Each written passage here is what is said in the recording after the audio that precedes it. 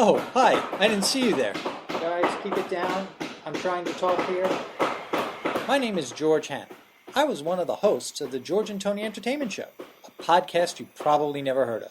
I have a new project scheduled to start this spring, and I hope you'll give it a listen. More importantly, though, I, along with my co-hosts, will be participating in Live Stream for the Cure this year. We hope you'll help fight cancer by listening to this podcasting telethon hosted by the Epic Film Guys, May 17th through the 19th, 2019, and contributing to the cause. For more information, check out livestreamforthecure.com. This promo is under construction, so keep your ears open for updates on my new project. And oh yeah, fuck cancer!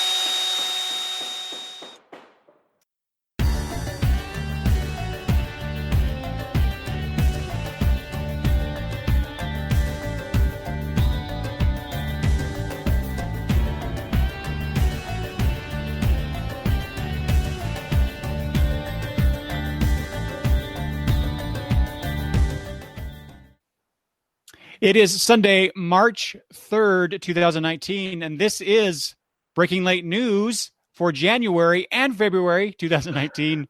And I want to welcome back Travis. Hey, buddy. Hey, how's it going? Pretty good. Hey, how you been? I haven't talked to you on air in a while. I've been sick. I know. Right? That was kind of why there was no January. Couldn't get it worked in the month of January because I was sick. Yeah, that's kind of... Yeah, unfortunately, that's very true. That's kind of what it's been. That and the snow and general ugliness of winter, late winter. The ugliness of winter. Yeah. Well, and knowing where you live, which is where I used to live growing up, we didn't have a whole lot of snow. Right. I remember when we were kids, there was snow. Right. But as we got older and whatnot, I don't remember winters being very strong at all. Right. And recently, you guys have been getting actual snow accumulation. The month of February, we had 3 times the snowfall we have ever had. 3 times ever. Yeah. Wow. There hasn't been a day in February that there hasn't been snow actually on the ground. So, and for us, where we're at, like I said, we live down in a valley where we're kind of protected from getting real snow. It's been challenging.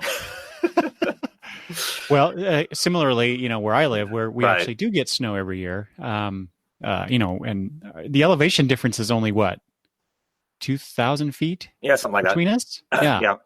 But we almost broke the record for snowfall in February. Yeah, snowfall accumulation in February, where I live, which is, that record was set decades ago. I think. Right. Lots of snow. Yes. My back is getting really tired of it. I hear you. All that shoveling. Okay. All right. Travis, I'm glad you're feeling better. I'm very happy that you could join me today. Perfect timing. It's the beginning of March, which means we can look backwards, which is the whole breaking late news aspect of this show. We're going to talk about some headlines that caught our eye starting in January, and then some things in February as well. And so we'll just get right to that and see how long it takes us to get through this news. But we're going to start back in January, go roughly in order of release of this information. And so the first thing I have here on the list, Travis, that I want to talk about, because I've been the happy recipient of this, is DC Comics joins Comixology Unlimited. And long time watchers and listeners of the podcast know that Travis does not like digital comics. No, not a fan. Not a fan. But this is a big deal. Sure. DC finally joins Comixology Unlimited.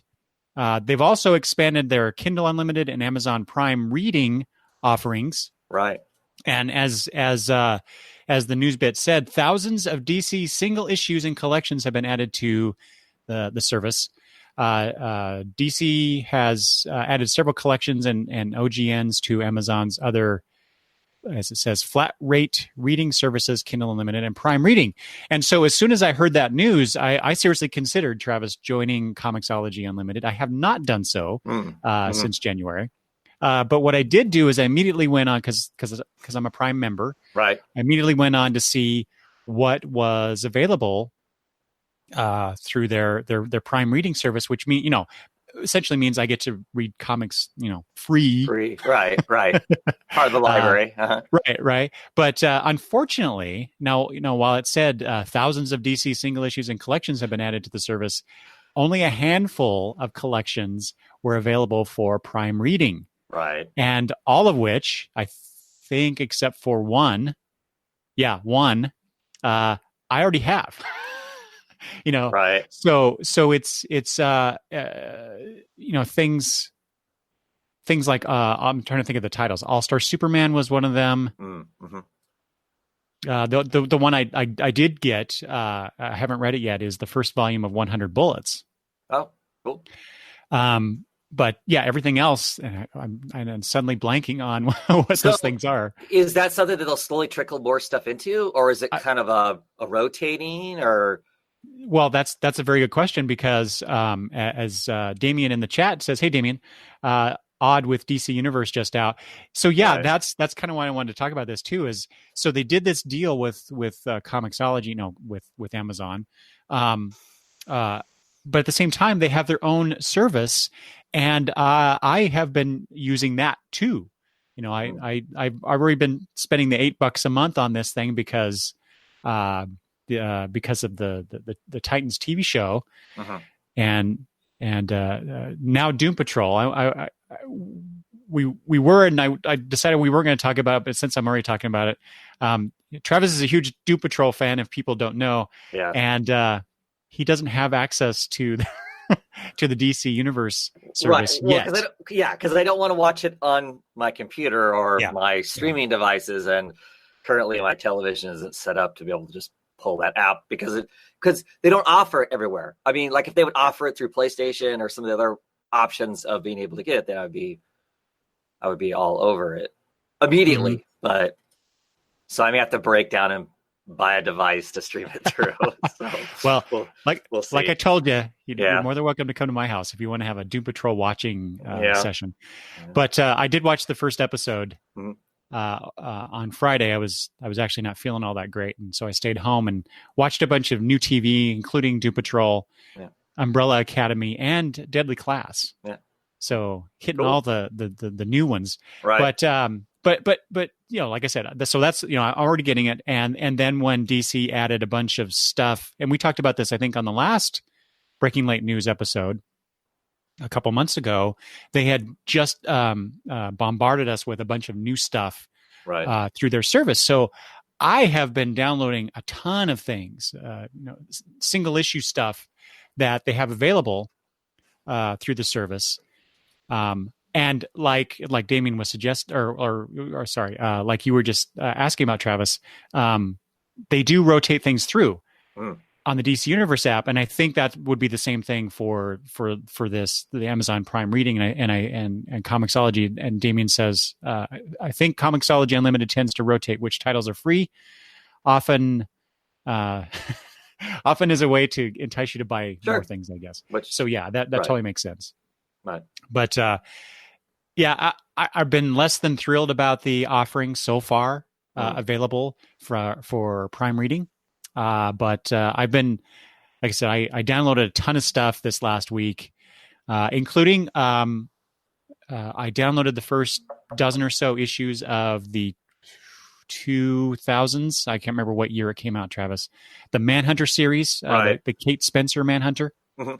And I enjoyed that well enough, but I read those first dozen issues, and decided that I wanted to read more. Right. And went to download the rest, because I think they have the full run. They had the full run of it on there. And when I went to download issue number 13, it said it's not available on my subscription. Oh, wow. Very irritating. Yeah, right. but there's some other things now that I've downloaded. I'm looking forward to reading. So at the very least, like I said, Travis does not like digital comics. However, this is a great way if you're interested enough, I guess, to catch up on older things that are available, or maybe even newer things. There's a bunch of they have a whole cross section of new old stuff available. Sometimes weird things like I know I'm horribly off on a tangent now, but they have one issue of Blue Devil featuring Firestorm. Interesting. It's like issue 17 or something. I don't know. I don't know what it is, but it's like, why only one issue of Blue Devil? That's just ridiculous. But then they have things, like I said, they have the full run of Manhunter, or did. And I've been reading Suicide Squad, or I downloaded Suicide Squad, the old John Ostrander written one. Right. They have a bunch of, I don't know if they have the full run. I don't think so, but a good collect, like 30 odd issues of that series. So, and that's something I've never read and have always wanted to. So anyway, for people who are looking to read more comics at a relatively inexpensive price. I mean, if I look at it, what I'm paying $8 a month for this DC Universe service. It sounds like an ad now, right? With the television that I'm able to take in that they're providing, and the per issue or the number of issues that I'm going to read, you break that down per episode or per issue or whatever. We're talking probably pennies. Yeah. To access this stuff. So I'm more than happy to pay that $8 is what I'm saying to get access to this stuff. So. Yeah. Well, and back to kind of the original question about why are they putting this stuff out there when they have their own universal, thing and whatnot. I just think they realize that they can't put all their eggs in one basket, right? I mean, because not all of us have access to that service. And the stuff that's on, you're paying a monthly flat rate or an annual fee for what you're getting, and they're not getting any more money out of you. They're done getting money out of you, basically. Whereas with the Comixology and that sort of thing, you're looking at, like Damien said, you're looking at they're offering you some free stuff in hopes that entices you to buy the next collection of whatever, because you read the first one and liked it, and now I want to know what's next. It's not free. I liked it well enough to go buy it. I mean, kind of a thing. To me, it makes sense. Yeah. Have some stuff there. I mean, I realize that there's probably a big segment of the comic book reading community out there who, they want everything for free. It's the digital age, therefore, Sure. That means it's free. That means it's free. Yeah. Yeah. Right. So these companies exist, they're providing this product. All right. They exist to try and make a profit. That's the whole point of what they're trying to do. Right. So I don't mind paying a little bit of money for the access that I'm getting. What I don't like, another tangent, sorry, is over the holidays, Comixology had a pretty good sale. Getting collections of comics for just a few bucks. I think the no more than the price of a new comic. $3.99. And so I was getting, 5 or 6 issues in these collections that I got. One of those collections was the first volume. Oh no, this was 10 issues. Never mind. But the first volume of Gotham Central, cool. Which is a comic that I think you have told me in the past was really good. And I've heard from other people how great it is. So I bought that first volume, thinking, if I really like it, I mean, it's written by Greg Rucka and Ed Brubaker, right? With, Michael Lark and others on art and Kano and somebody else I'm forgetting. Really good creators, that we know, they're big names today. Right. So I got that thinking, well, if I like this, I'll wait for another sale. I'll get another one. And then that's when the dump happened. Shortly after that, that's when DC dumped all this stuff onto their app. And now the whole Gotham Central is available for free. Yeah. Free. Free. So, So, so now I have to manage, poor Eric has to manage all these digital comics between what I bought on Kindle, what I bought on Comixology. Wait. One of the sales points of digital comics is it's supposed to be so easy to keep track of all of it because you don't have to have all these long boxes you have to mess with and whatnot. It is if you only use one service. Ah. I unfortunately now have 3 that I'm dealing with. So nice. I have to keep track of because I was looking for that first volume of Gotham Central. I'm like, is it Comixology? I look on Comixology. It's not there. Must be Kindle. So, anyway, yeah. Poor me. Are you? All right.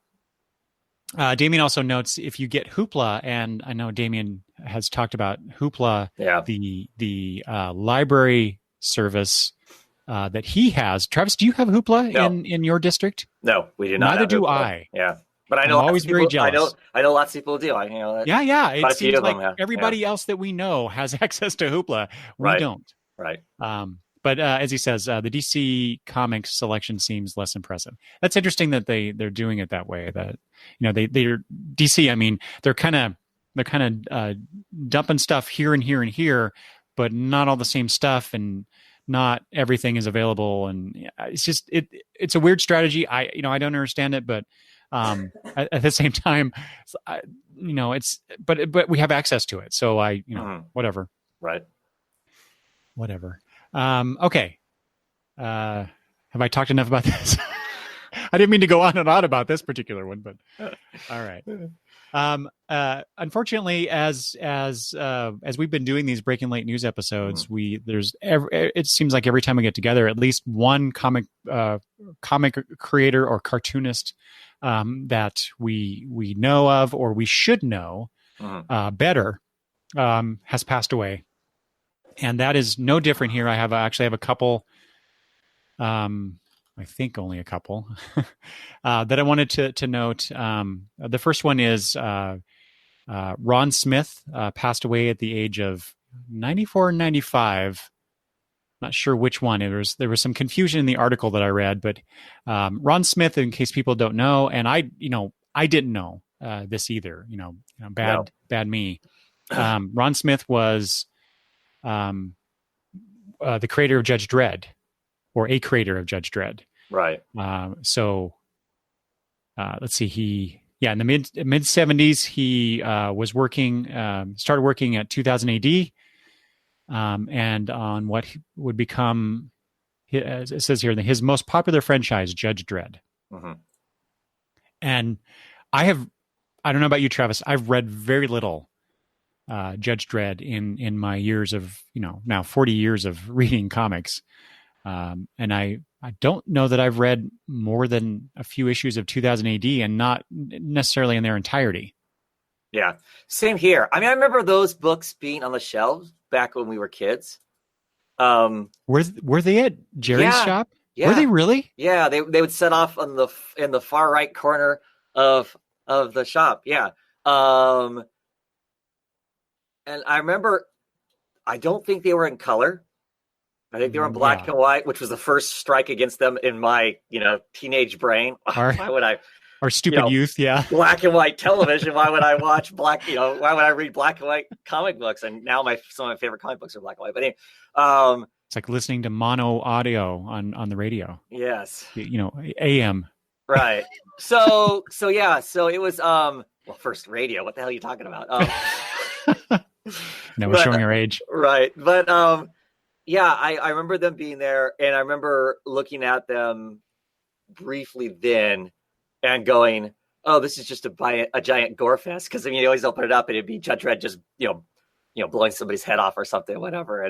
And generally that's not my style of comic, and to some degree it's still not my style of comic, kind of a thing. I know there's more going on in the comic than that. Since then, I have read some to know that it has its own level of social commentary. Just them being what they are is social commentary. But at the age I was at then, that wouldn't have sunk in.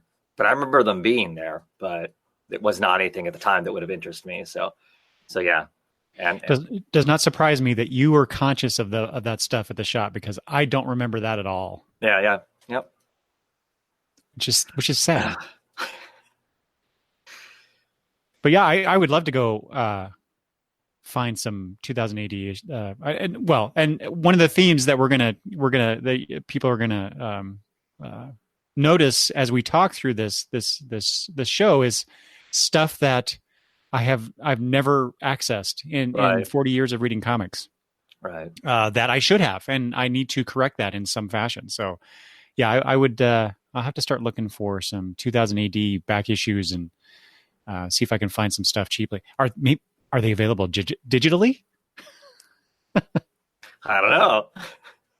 I'm hoping Damien will comment on this because I'm pretty sure he has some 2000 AD or he's talked about it before, right, Damien? I don't know, but let me know. But that's too bad. The older we get, Travis, Yes. the more of these right, things. as we discussed, these people that were some of them are the epicenter of our youth of getting into reading these books and whatnot are going to be passing. We're going to be talking about something here in just a few minutes that it breaks my heart. So we'll get to that. Next on the list, unfortunately, cartoonist Bat and Lash, and this again. So I at least had heard of Ron Smith. I may not have understood necessarily his impact as the creator of Judge Dredd. This is a cartoonist. Bat and Lash is someone I did not know.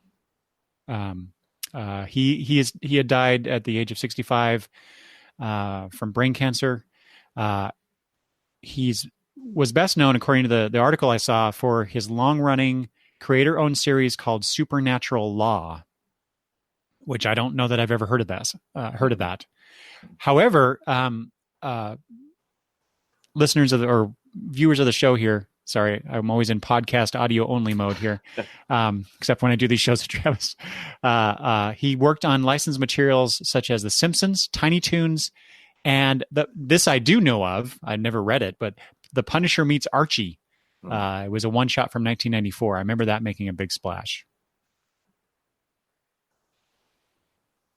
So were you familiar at all with Mr. Lash? No. And or Supernatural Law? No. Yeah. Not at all. I would have to look that up. And as far as the licensed material that he worked on, is all licensed material that I would have basically zero interest in. So that wouldn't be a name that I would have remembered from any of that stuff either. So yeah. Well, this is a name I know you're familiar with. Next on the list, this is not a report of any deaths, but a change in format for this particular series. And the reason I wanted to bring this up is because we've talked before about other books that were ongoing, single issue formats that switched over to an OGN format, and this is one of them. This is Joe Casey and Peter Kowalski's Sex comic. So it will, and it's coming up here pretty soon with Volume 6 called World Hunger, which last I saw comes out on April 24th. Will become an original graphic novel. I have a problem with that term since it's an ongoing series, but that's just me being picky. But anyway, it's now moved to the collection format instead of releasing single issues throughout time. It's not a trade, so hopefully it's written. Well, that's true. I am making an assumption here. You're right. To be a novel. It's been a long time since that book. I collected it for a while. I quit collecting it, but it seems like it's been gone for a very long time. I know the artist has been off doing other things. I really like the artist, so I've read some of the stuff he's done in the in between of the book being gone. But yeah, so is this the first one of these to actually make it to print, or are we going to get oh my gosh, I'm drawing a blank on the title, the Rudka book with Forever in it. Lazarus. Are we going to get Lazarus first? What? See, I just wonder. I just pre-ordered it, so probably because all the other ones that we've talked about, it was they are going to this, but we haven't actually seen it. Yeah, I think the Lazarus, it's called Lazarus Risen, which is, yeah, like you said, it's that format too. Like I said, I just pre-ordered it, so it's either coming out in April or May. Yeah, pretty sure it's May. So this is probably the first one, because that I'm aware of that's gone from, being a monthly to being a. Yeah, which is funny though, because it's the last one that I found out about. Right. Well, I don't know. There's lots of conversation about that comic anyway. Yeah. Well, exactly. That was the first time I'd heard anything about sex. Sorry. The comic book sex. Yeah. In a very long time. Actually, Right. when I saw that, I wondered, because I know, I got the first arc of that book, Mhm. and I know you were reading it. Mhm. So I was going to ask you if you were still reading that book. No, I absolutely hate the lettering in that book. So Oh, that ultimately, that's why I quit getting the book. oh, really? Yeah, The because lettering. right. Well, because that's the book that that just random words would be colored differently. Oh, that's right. Yellow and green and red, and I could never find a rhyme or reason for it. The creators would never comment on why it was. I mean, I even went through the damn book and okay, all the color, trying to match up the colored text. Does it mean something in and of itself? It annoyed me so much that it punched the right buttons. I guess nope, I'm not. You were done. I'm done. Love the art, but Mm-hmm. no. Well, it was an interesting story as well. The premise of it was interesting, I Right. thought, but yeah, it was. Joe Casey, he does some interesting things, that's for sure. Right. But that was infuriating. Mm-hmm. So, Yeah, but yeah, it's interesting that, like you said, this is probably the first one that will actually come out, because we've talked about probably a good half dozen now. mhm, mhm. I think, or close to that. Right. Some image titles and not just image titles. I mean, some Vertigo books are going that direction too. So, yeah, it'll be. I'm not excited by it, but that doesn't mean I'm not going to get the stuff I'm still interested in. Yeah, I'm going to keep getting Lazarus, but I'm not real happy with the format. So. Oh, really? So you don't like this idea of going to since you brought up Lazarus, so that will be a quarterly release schedule where you get, and it's not quite a like what we think of as a collection of. It's 44 pages plus like 20 pages of back matter. It's more like 2 issues plus extra stuff. Right. So that's a little different than perhaps what Sex and some of the other ones, the Motor Crush, and I forget what others.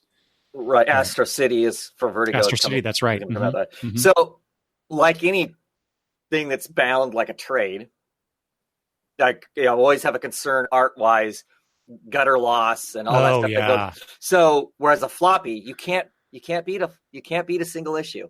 Because a single issue, I can lay it out flat every single page. I see the whole thing. So there's all of that. So if they're going to, like in the case of Lazarus, if it's going quarterly and they just make it a big, still stapled like Headlopper is, then I'll be happy, because Headlopper comes out quarterly. It acts like a single issue book, because it just continues the story. It's not like there's any weird gap. It's not trying to write it as a novel. But it comes out quarterly. But you get this huge, you get, 3 or 4 issues worth in that, but it's just a big, thick, heavily stapled book. Then I'm okay. That's cool. I'm hoping that Lazarus is that way too. I'm suspect it's not. I'm suspect it's going to be a thin, square bound book that you can't open all the way without breaking it. For some reason, square bound is ringing in the back of my head in relation to Lazarus, but I could be wrong about that. Right. So it's going to be the prestige format, which to me, I don't like that. It's unless it's sitting on my bookshelf. I guess if it's sitting on my bookshelf, if I'm putting it on a bookshelf, then that square bound is good. But otherwise, no, it's not. And I don't got that kind of bookshelf space. So I will say the prestige format is better as far as gutter space that you're talking about, in as compared to like 100-page square bound comic. Right. It's right. only slightly better, Yeah. but better. Yeah. So that's And yeah. Damien says, I've come to hate those square bound books. Yep. For the same reason. I mean, that's Yeah. You know, Oh yeah. that gutter losses. I hate that. I really hate that. So- you know, so- you know where so you don't you- get gutter so loss, you- Travis? Digital comics. Yeah. Sorry, go ahead. It's because you don't have gutters. At any rate. So yeah, I mean, because you get that full page spread or whatever, it just becomes a disaster. Oh yeah. It's horrible. I don't know why they do that. Yeah. It's cheap. There are ways around this in the publishing world, but not conducive to what we tend to think of as comic book pages, comic book paper. Mhm. So anyway, Yeah. it's not my problem to solve. Exactly. Okay. Next up here, more DC Comics news. Ooh, I got a lot of this. Yikes! This whole page is DC Comics. I guess that's what happens when you actually release news.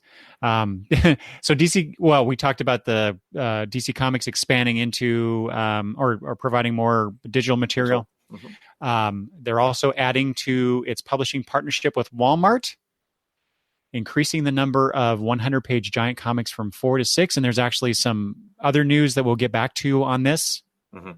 that I want to end with in the show. But so I'm curious if what we're about to talk about is impacted by the thing that's coming up later. But they talked about a new Swamp Thing and Flash title will be added, and the Justice League of America and Teen Titans books will be rebranded and renumbered. Love that renumbering. But at least the JLA book will become a Wonder Woman book. And the Titans, the Teen Titans will be replaced by just Titans. Mm-hmm. So, like I said, I'm pleased that Wonder Woman, because we have a Batman and we have a Superman. Wonder Woman should be there as she's the part of the Trinity. So I feel like that that's something that they need to do. Oh, 100%. Yeah, and not only just I don't know. For me, they should really try to expand the Wonder Woman line. Mhm. I mean, we have 2 Superman books, 2 Batman books, and then all the other related titles for both of those characters. Mostly Batman books. What does Wonder Woman have? She has her own title, Mhm. and there's a bunch more characters, a bunch more story opportunities that they could explore with that character. It's just, I mean, they have all of Greek mythology to play with. Right. And what do? They have one book. Mhm. Oh yeah.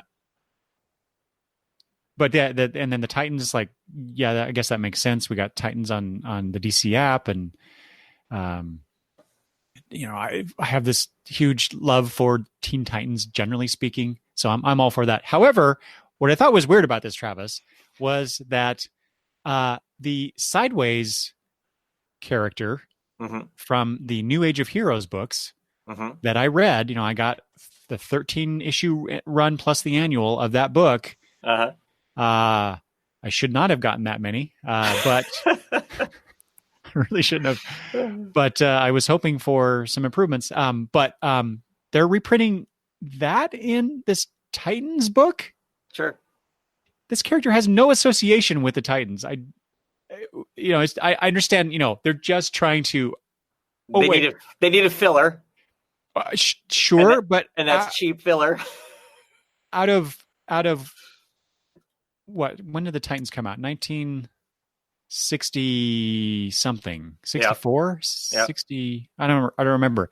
All that time, they can't fill in stuff with actual Titans No, material. that stuff's all dated though. Oh, come That's on! really dated. This is But- modern. This is modern storytelling. This is a modern canceled comic book. Why would they want to promote this? So Exactly. unless they have other plans for this character, I suppose. Oh Lord. Wait, did you read Sideways? Enough. I read a couple issues, and that was enough for me. So you were the smarter person. Hmm. It wasn't that bad. Okay. Much. it had promise. That's why I kept with it. That and the promise of Grant Morrison popping in and doing some stuff, and it was only that annual. Right. Anyway, that's my fault. Anyway, okay, moving on. So not only is DC doing the Walmart books, they're also expanding to other retailers. What? Go ahead. No, go ahead. I remember that's part of the end thing about this. So Okay. Yeah. So they're branching out to Target. You got Walmart, now you got Target. But at least right now they're doing this weird thing. But it's a 100-page giant, just like the other ones at Walmart. But this is it's promoting the DC Primal Age Funko toy line. Right. That's no weird than them selling Hostess cupcakes or Twinkies or fruit pies back in the day. And that's what it is. This is just an advanced version of them using the brand to sell something else, basically, right? Is this the 21st century equivalent of DC Superpowers? Yeah. Or It if I'm is. gonna cross the road to Marvel Secret Wars. I think it is. I mean, that's clearly what it is. It's there to promote another product. Yeah, it's just weird. It's a weird thing to me. I'll read the description here. This 100-page one shot is rooted in the sword and sorcery genre and creates a barbarian mythos behind the Funko action figures, presenting glimpses into the reimagined backstories and superpowers of the Trinity and other iconic DC characters. Sword and sorcery genre, barbarian mythos, Travis. But hey, if it gets young people interested in the characters and whatnot, I'm all for it. I'm really just kind of taking the piss out of this news, but Right. Because it's not your thing, but yeah. It just seems like a weird meshing of stuff. yeah, I guess It's like the now that I brought it up on air and I can't think of what it is. There were some DC animated movies that came out a few years ago that were really to promote a toy line. right. Unlike the other DC animated movies where they're just pushing the back catalog, they're adapting the comic book stories to an animated movie format. This was very clearly DC Monster. There was Monster Mayhem, I think, is one title. I might be messing that up, but you would get these weird. Batman would have these. He had this weird bat symbol on his chest, and motorcycles and mechanical monsters, and it's a toy line that they were promoting with this movie. Right. So this is very much the same thing. I get that. It's just weird. Yeah. But so Walmart, Target. Who's next? Who's a big retailer like them? They've all died away. Yeah. I don't know. So I haven't gotten any of that stuff.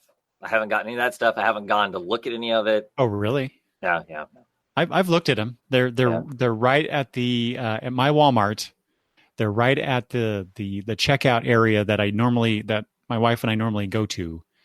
And so I constantly am eyeing it, and they're always full. So I don't know if we talked about this before, Travis, when we talked about the Walmart stuff, but Right. there's this Little box. little cardboard bin that fits two of the comics side by side, and it's only about yay wide. And I think they can fit whatever the equivalent of that many books in each slot. But they're always there. And I always see new ones. I don't know, as the new ones come out, I always see them. I don't know if they're actually taking stuff out and putting up the new ones. No, they're not. I know they're not, because I kind of look at the spines just to kind of see what's there. And I see older issues. But no number ones. None of the number ones are there. Like the first Sure, wave of sure. the books. They're not there. What I'm trying to get to is I don't know how to gauge in my area, my little sleepy college town, what the response is to that. Right. Maybe I should go talk to someone at my local Walmart and get them on air to talk about this stuff. They wouldn't tell you anything. They wouldn't. Sure. I know. Yeah. Who buys these things? Because the other thing, tangent. The other thing is where they're located. Top shelf. Top shelf. Right. Where if you are a 10-year-old, 12-year-old person, well, maybe you could maybe reach them, but if you're younger, there's no way. There's no way you can without maybe causing them to fall on you. There's no way to actually get to that stuff. So right. What the heck? Why? I don't get that. Unless they want to have Walmart. the parents as the gatekeepers. That's Walmart's failing, though. Yeah. Yeah. Exactly. It's like, what are they doing? Do they not understand how they should get this in the hands of younger readers, which is I thought was the whole point. Anyway. Damien rightly points out that there are probably more speculators going to his Walmart. I don't think that's happening at mine, but I know that is going on. I know that a lot of people, when this first started coming out, they went to their Walmart and could not find any of these number one books because people went and snatched them up and then tried to resell them or have resold them. Mm-hmm. So I don't understand that. Except obviously making a buck, but all right. Next up, this is a good thing. This is a good thing DC's doing, I think. DC has launched it's called the Be a Hero, Read a Book campaign, which will promote reading by providing graphic novels and other materials featuring art from upcoming DC Zoom. That's where I went the Cooming part, or got the Cooming part, and DC Inc. titles starting at this is from the American Library Association's Midwinter Conference that happened in Seattle in January. Mm-hmm. Let's see here. It says here the campaign will also be a key component, quote unquote, of Booklist's first annual Graphic Novels in Libraries Month, which is coming up in July. And this is a month-long program which promotes reading through events centered on comic books and graphic novels. Mm. So go to your local library in July and participate in this. This is a wonderful thing. See, even the library is saying that comics are reading. So,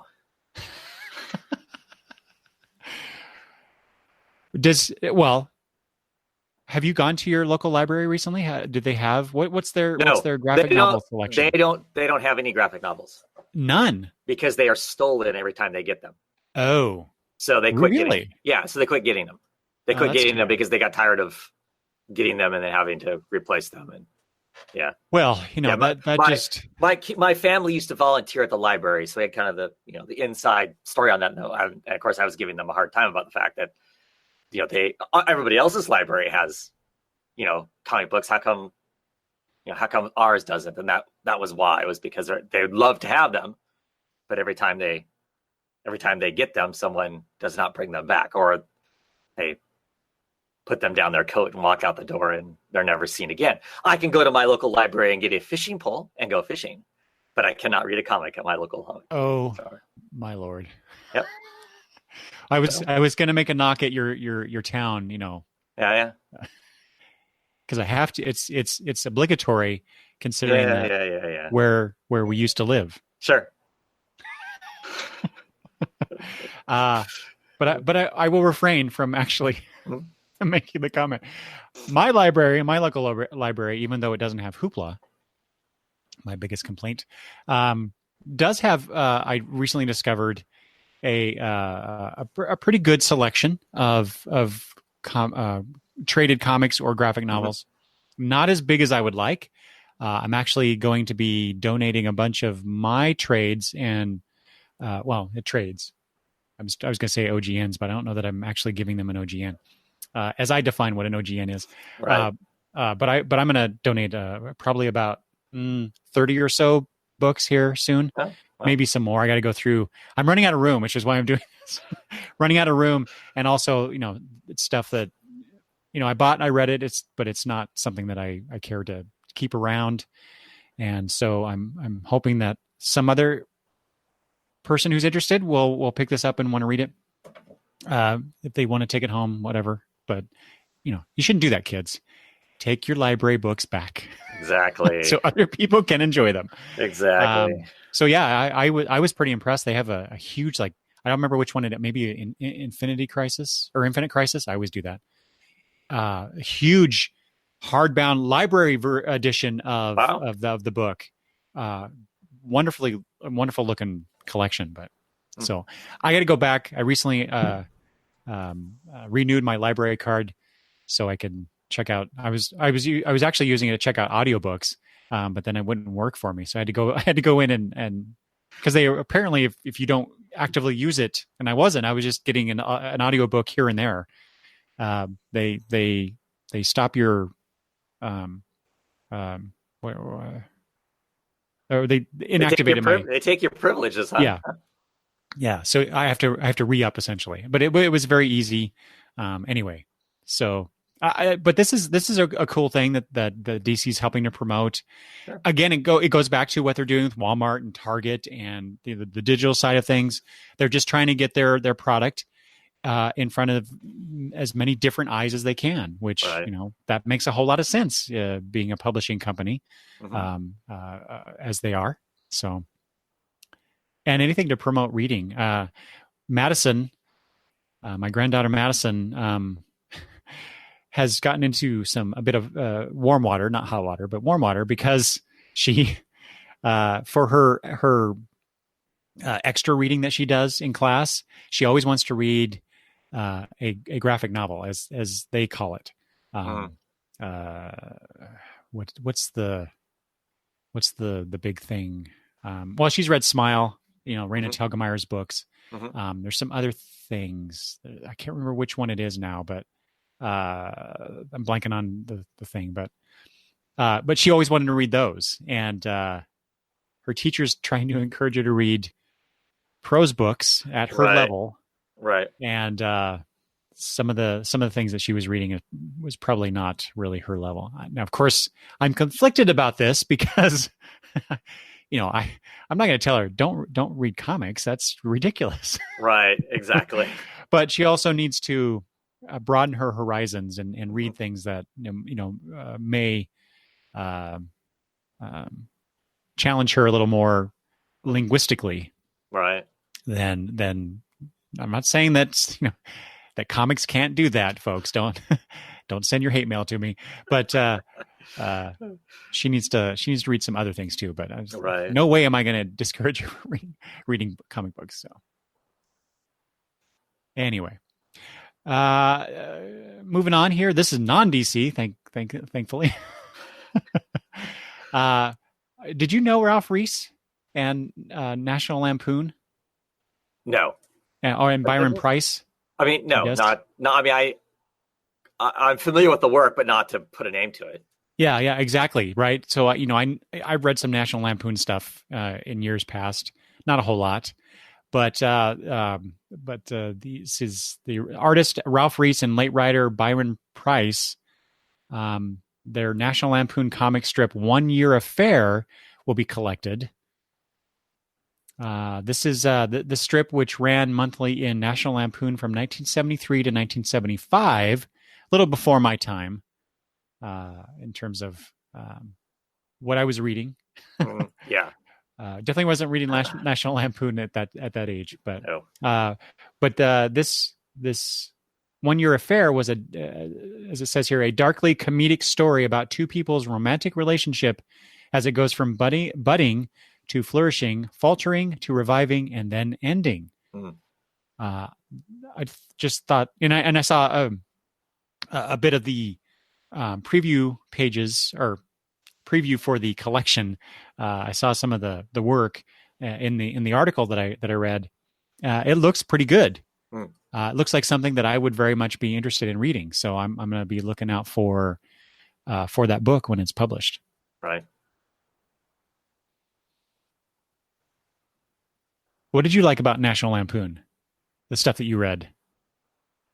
Well, obviously I didn't. Remember? Obviously I didn't. I wasn't a huge fan because I didn't keep trying to find the stuff to read it.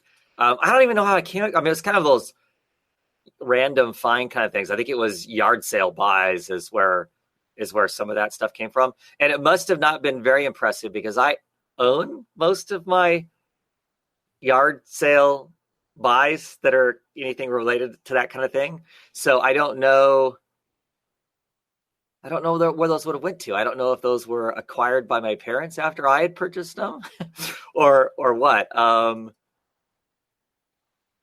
Yeah, I mean, I don't remember a whole lot about them. I don't remember them being, so I may have thrown them away or something. I don't know. Buy it without really thinking about what it was. And then after getting it, not being interested in what it was. But that would have been stuff that it would have been old stuff. I mean, I would have been really young. Yeah. I know when I bought that stuff, but yeah. I think I remember reading the magazines in, there was a particular store in town, in the north part of town. Mm-hmm. That store is no longer there, but they had a magazine rack, right? And they also had comics there. So they just threw all this stuff on the shelves, and I would go in. I don't remember if you and I ever went there together. I think so. So this is before you and I started hanging out, but I would just go through and I would just do through the many different right comics that were there, and they were all, no order to it whatsoever. But I also would pick up some of the magazine. I think I remember reading some National Lampoon stuff. We would just hang out at the magazine rack. Right. Me, my brother, Greg was there too. Yeah. And we would just sit there and read stuff until we got the stink eye from the person that worked at the store, and we had to hightail it out of there because we weren't buying anything. Right. So, all right. Yeah. But anyway, if that sounds interesting, 1 Year Affair, people should look out for that. This is go from something interesting to something sad. This is what I was referring to earlier. George Perez announced his retirement from comic book work and private commissions. I don't know that that's sad, though. Well, I want to retire. I don't want my retirement to be sad. So. Well, it's sad in that, because this is why, and I don't mean to suggest that Perez shouldn't be retiring or anything, because he's long had some issues with his eyes and right. And but he was such a huge impact on my early comic book reading experiences. 100%.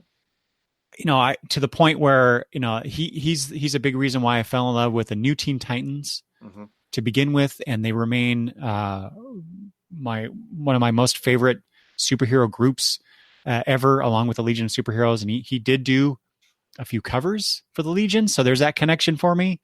I would redraw his work. I wouldn't trace it, but I would redraw it. So I was trying to develop my own. Well, I was doing my own art, but I was emulating him. So he was a huge influence in that way too. I love his art to this day. It's sad in that I don't get more George Perez stuff, in a regular basis, and it's sad because. I was going to ask you this, Travis, because I can't remember. I've never been able to meet George Perez. He is one of those comic book creators, one of those artists that people always talk about. If you have the opportunity to go to a con, go to these people whose work you have enjoyed. I've said this many times myself on the show, and thank them for their work, for their art. And I've always wanted to do that with him. And I is unlikely that I will get that opportunity to do so. Right. Have you met the great George Perez? Yeah, I have a Wonder Woman sketch from him. Yeah. That I got and sat there. I got that and sat there and talked with him while he was doing it and whatnot, and it was awesome. He was a sweetheart of a guy. Was really, really cool and really, really nice to everybody that was there. Yeah. Yeah. So I really yeah, hate you. Thankfully for me, that is one of those people that I got to talk to before something horrible happened, or whatever and whatnot. So I mean, I'm happy we're here getting to talk about him, and it's not because it's an obituary version. Oh, of course. Of getting to talk about the guy and whatnot. Hugely influential. I think that anybody who is a young producer of superhero comics anyway, I don't know how that the guy didn't influence them. I mean, basically Jeff Johns and younger generation of superhero comic book people. I just don't see how he's not, a major influence and whatnot. For the longest time, he was 100% the gold standard for what a superhero comic should look like. Everything else was less than. And I've moved past that to accept there's other versions of art and whatnot, but that's still in my head to some degree. I mean, I don't. That's the Titans. I mean, I don't envision anything else as being the Titans other than that. Everybody does Starfire's hair wrong, except for him. I mean, there's this stuff that is, that is, the density of his pages, for instance. It's not just a matter of putting a character on the page. The density of the pages, all the stuff that is in the page. There aren't a lot of artists, quite frankly, who really do that. And so kudos to any of those artists that were putting out a monthly book without issues, without delays, without fill-in artists, without whatever, and putting out the density that people like him put out is amazing. Mm-hmm. So I mean, I agree. It's sad that the chances of getting to talk to him again or getting to meet him someplace are a lot slimmer now. And if it ultimately is him being forced into retirement because he can't do it anymore, but he really wants to, that's a bummer. Anytime you hear about any of these great artists that start losing their eyesight or their hands don't work anymore, or, that keeps them from the art that they still desire to do, that, that's a bummer in that sense. But I'm hoping that he is in a position and in a place that he can be happy in the retirement and do stuff with his wife. And mm-hmm. Well, and it's not that he's not going to be doing any art. He said that he'll still create art. However, his public appearances will be limited to, or his public offerings of his art will be limited to convention sketches, for which the proceeds will go to charity. Mm-hmm. And I know that he will only be doing a few convention appearances. I think this year he's doing 3 or 4. Chicago. He's in Chicago, right? I believe that's Kim correct. Kim and Marv are both. I've got a comic laying around here somewhere that I know had the ads in it. Now, let me see if I can find one of it. You're talking about C2E2? Yeah. I'm pretty sure he's going to be in Chicago. Isn't that Chicago? I think if that's the case, Travis, I need to make a quick trip just to see Misters Wolfman and Perez. Yeah, March 22nd to 24th, C2E2. Oh, dang it. They are both there. Dang it. Yeah. And I have met both of them, not at the same time, but I have met both of them. So see, and I haven't even talked to Marv Wolfman either. And that blew my see George Perez's line when I was in Vegas, at one of the Vegas cons, and he was there, and there was a massive line, of people there. Marv Wolfman blew my mind because he was at Emerald City Comic Con, and anytime I went by his table, there was nobody there. There was nobody talking to him. I'm like, how can this guy's table not just be this, line out the door kind of a thing? So much stuff that they've written and whatnot. So, yeah, that's funny because it had to have been one of the Emerald City Comic Cons that I attended as well, and every time I went by his table, he wasn't there. Oh, weird. However, the Sunday morning. The last day of it wasn't the Sunday. It was the Monday morning, because my wife and I would always stay the next day and drive back. Right. we were in the convention hotel's restaurant Mhm. and having breakfast before we headed out. And who's sitting across from us and one table up, but Mr. Wolfman and somebody else that I did not recognize. And I'm like, I'm my eyes are darting over to him every few seconds. And Kitcher's like, what are you doing? And I'm like, that's Marv Wolfman. And she's like, well, go say hi. I'm like, no, he's eating breakfast. Or eating breakfast, exactly. I'm not going to bug him. Right. So I had my opportunity and I blew it. Yeah. But yeah, that's, like I said, Perez is just, he's such a looming figure in my mind when it comes to comic book artists. And like I said, if I ever have an opportunity to actually talk to him and thank him, I will take that opportunity. So I just hope I get that opportunity at some point. Right. But I won't be able to make it to C2E2 this year. That's too soon. Yeah. I should have. I did not know that. I guess I need to pay more attention to these ads that are in the back of the comics. Well, I think it was like just this month the ads are coming out. So really? Yeah, which is way too late. If you're for anybody who hasn't ever been to a con, you have to have planned way before this. I know that's ridiculous, right? Tickets are probably gone, so I don't know what's the point. So yeah. Okay, let's go to some Marvel news. The Oscars just happened. Last week at the time of this recording? Last weekend? Yep. And of course, when I put this bit of news on here, it was to announce that Black Panther was nominated for Best Picture. Right, which is big. But now we get to talk about how it lost.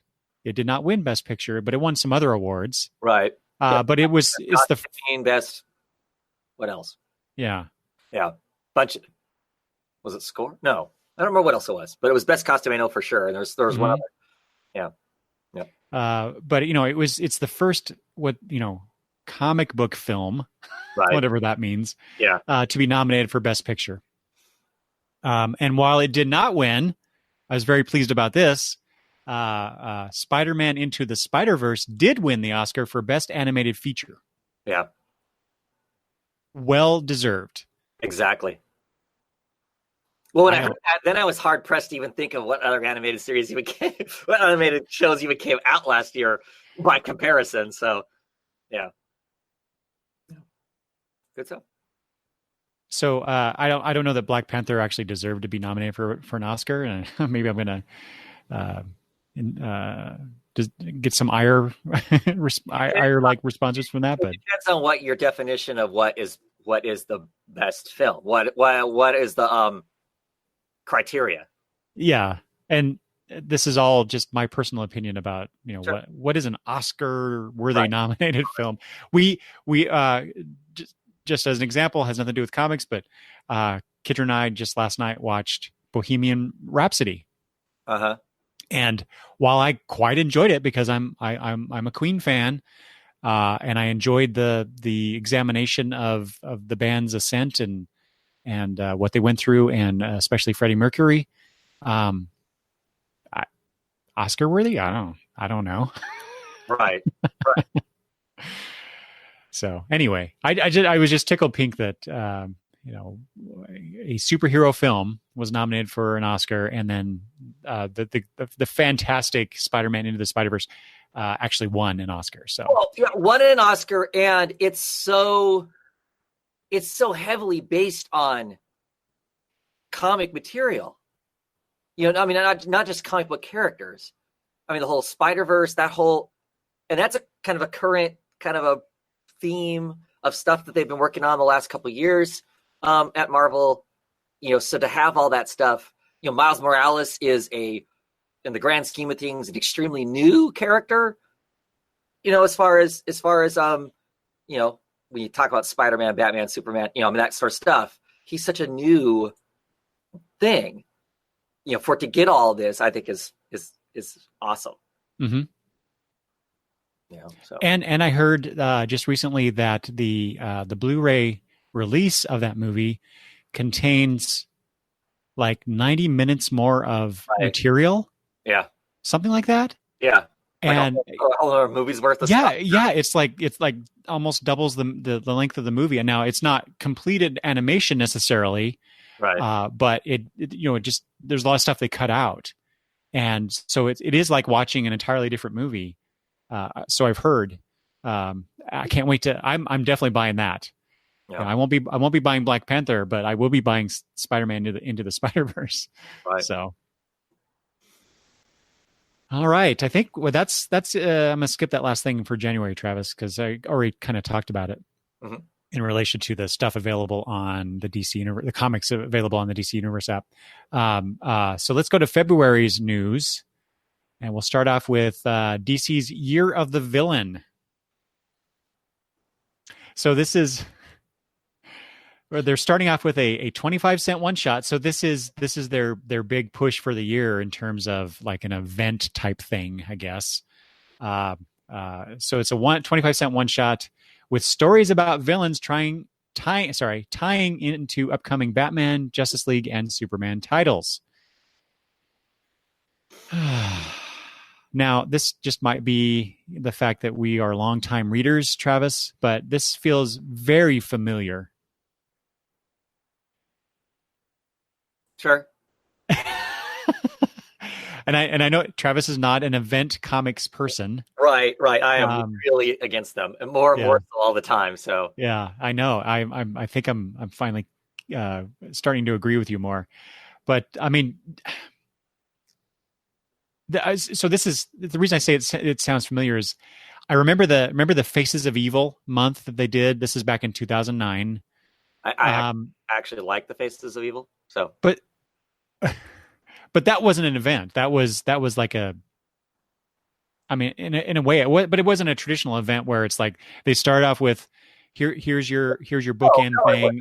It was a whatever title you were reading, one issue focused on a core villain of that whatever book that was, and then you went back to whatever was going on.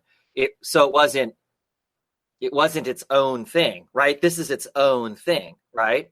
I mean, it's separate from, it's going to interrupt or screw with, in my mind, with some of those ongoing titles, but it is separately its own kind of thing. So it's closer to the New 52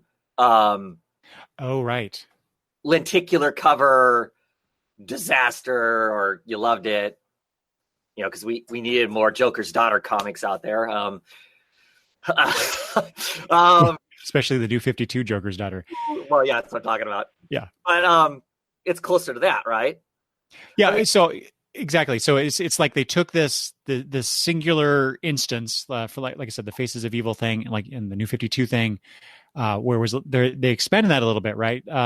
Where they had sometimes upwards of 3 point issues. Yes. Yeah. I remember some of those. It was like issue 23.1, issue 22. Yeah, exactly. So now they've, and so I skipped the entire month of DC Comics. That's right. I remember that. Yep. And I basically skipped the lenticular covers. I just got the regular covers of some of those things. But this is 10 years ago they did Faces of Evil, and then when did the New 52 stuff come out? 2012, 13? 5 years ago or so. Yeah. Yeah. So now, again, I don't know. I just, one, it seems very familiar because of these things that we're talking about. And then 2, it's like, why do we need to celebrate the villains?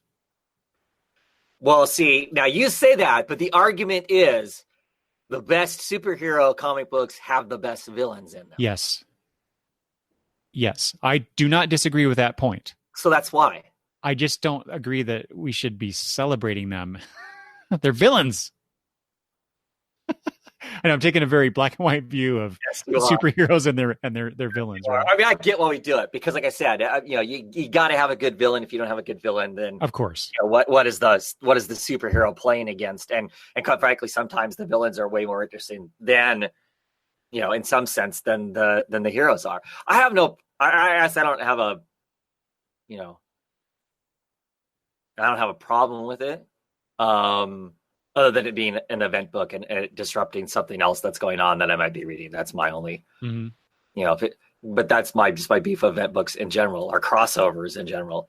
They need to be somehow organically make sense to whatever it is that's going on in the title proper, instead of blowing up whatever plot or storyline that is going on they have a hard enough time in some of those books keeping things together, and then to have this kind of stuff disrupting it is not good in my opinion. Mhm. But no, I mean, every 5 years or so, having a party where they focus on that stuff, that's fine with me. Okay. All right. Chances are I'm avoiding the whole thing, Yeah. until I see it in actuality what it might be. I'll get the 25-cent book because probably that comes to us just about free. So if they're just got comic book service. So I'll get that just to see what that is or whatnot. But the second when you make this when you make it in an event, and if you're trying to tie all these villains together, I don't see how you can do it. I don't see how you can do it because there's way too many of those villains are not going to play nice with each other. It doesn't make sense. Well, now, are you reading Snyder's Justice League book? Yes. Now, isn't there a big focus on the Legion of Doom or something in that book?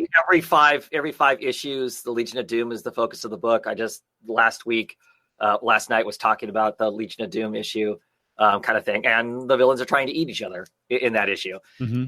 Some of them are playing nice conveniently for right now because it suits their purpose, but I can't imagine anybody ever having the Joker on their team for any reason whatsoever. No, that character just does not make any kind of sense. Why anyone, for any reason, there's no logistic reason to have that nutball on your team other than to get him out of the way. There is no, signing up Gorilla Grodd and Lex Luthor and Brainiac. And yeah, those people all make sense. Them all getting along for a brief period of time to meet some need. But we start looking at the psychology of some of these villains, makes no sense. So for what's going on there, though, in the Justice League book, are you seeing like a build up from in that book to what this Year of the Villain might be? Possibly. That's one of the reasons why I dropped the book. Because I've dropped it because it feels like an event is rumbling somewhere. It just has this, and maybe that's just the way Snyder writes. And I've kind of gotten used to not reading Snyder, and I've gone back to reading Snyder because I quit reading Snyder after he left Batman.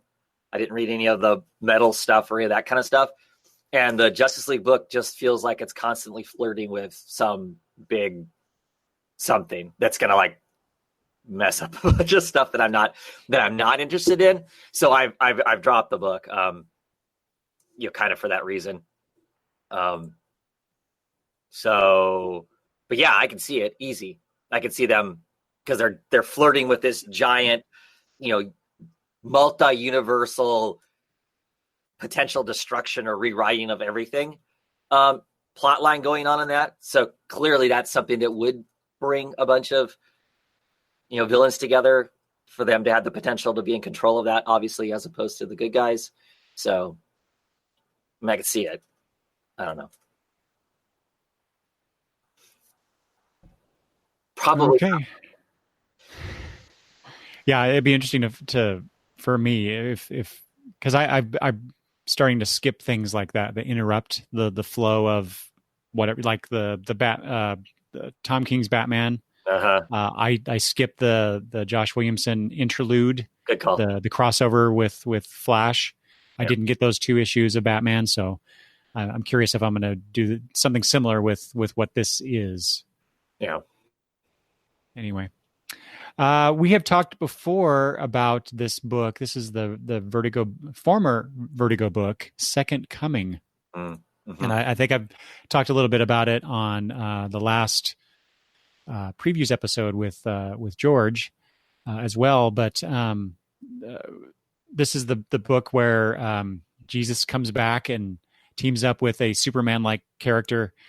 And we had 2 issues in previews that you could pre-order. I had 2 issues ordered. Yeah. Right. And I was waiting for the trade because it sounded like a really interesting story. But since then, DC had canceled it, and Mark Russell, the writer Mark Russell, went on Twitter and basically said that things are all good. It wasn't don't blame DC, but I found it interesting because I wanted to bring it up because now while it's been canceled at Vertigo, it's looking for a new place. I hope that they can find a publisher that will be a little more responsive to publishing this. But the article at Newsarama, and this is why I want to bring this up, suggested that the cancellation came about because of an online petition that called the comic, quote, inappropriate and blasphemous, unquote. Blasphemy. And I went to that petition and read through the description just because I was curious.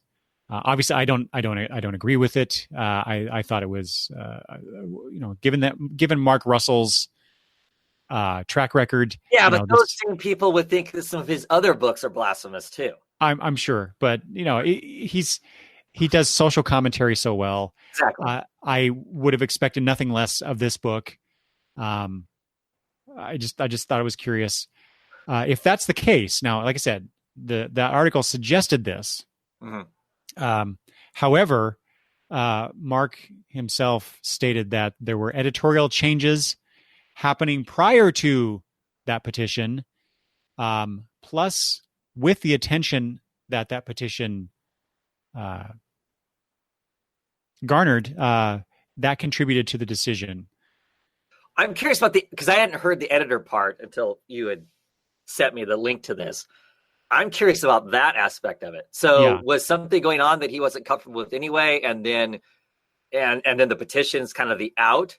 I was impressed that they let him walk away with it and keep it.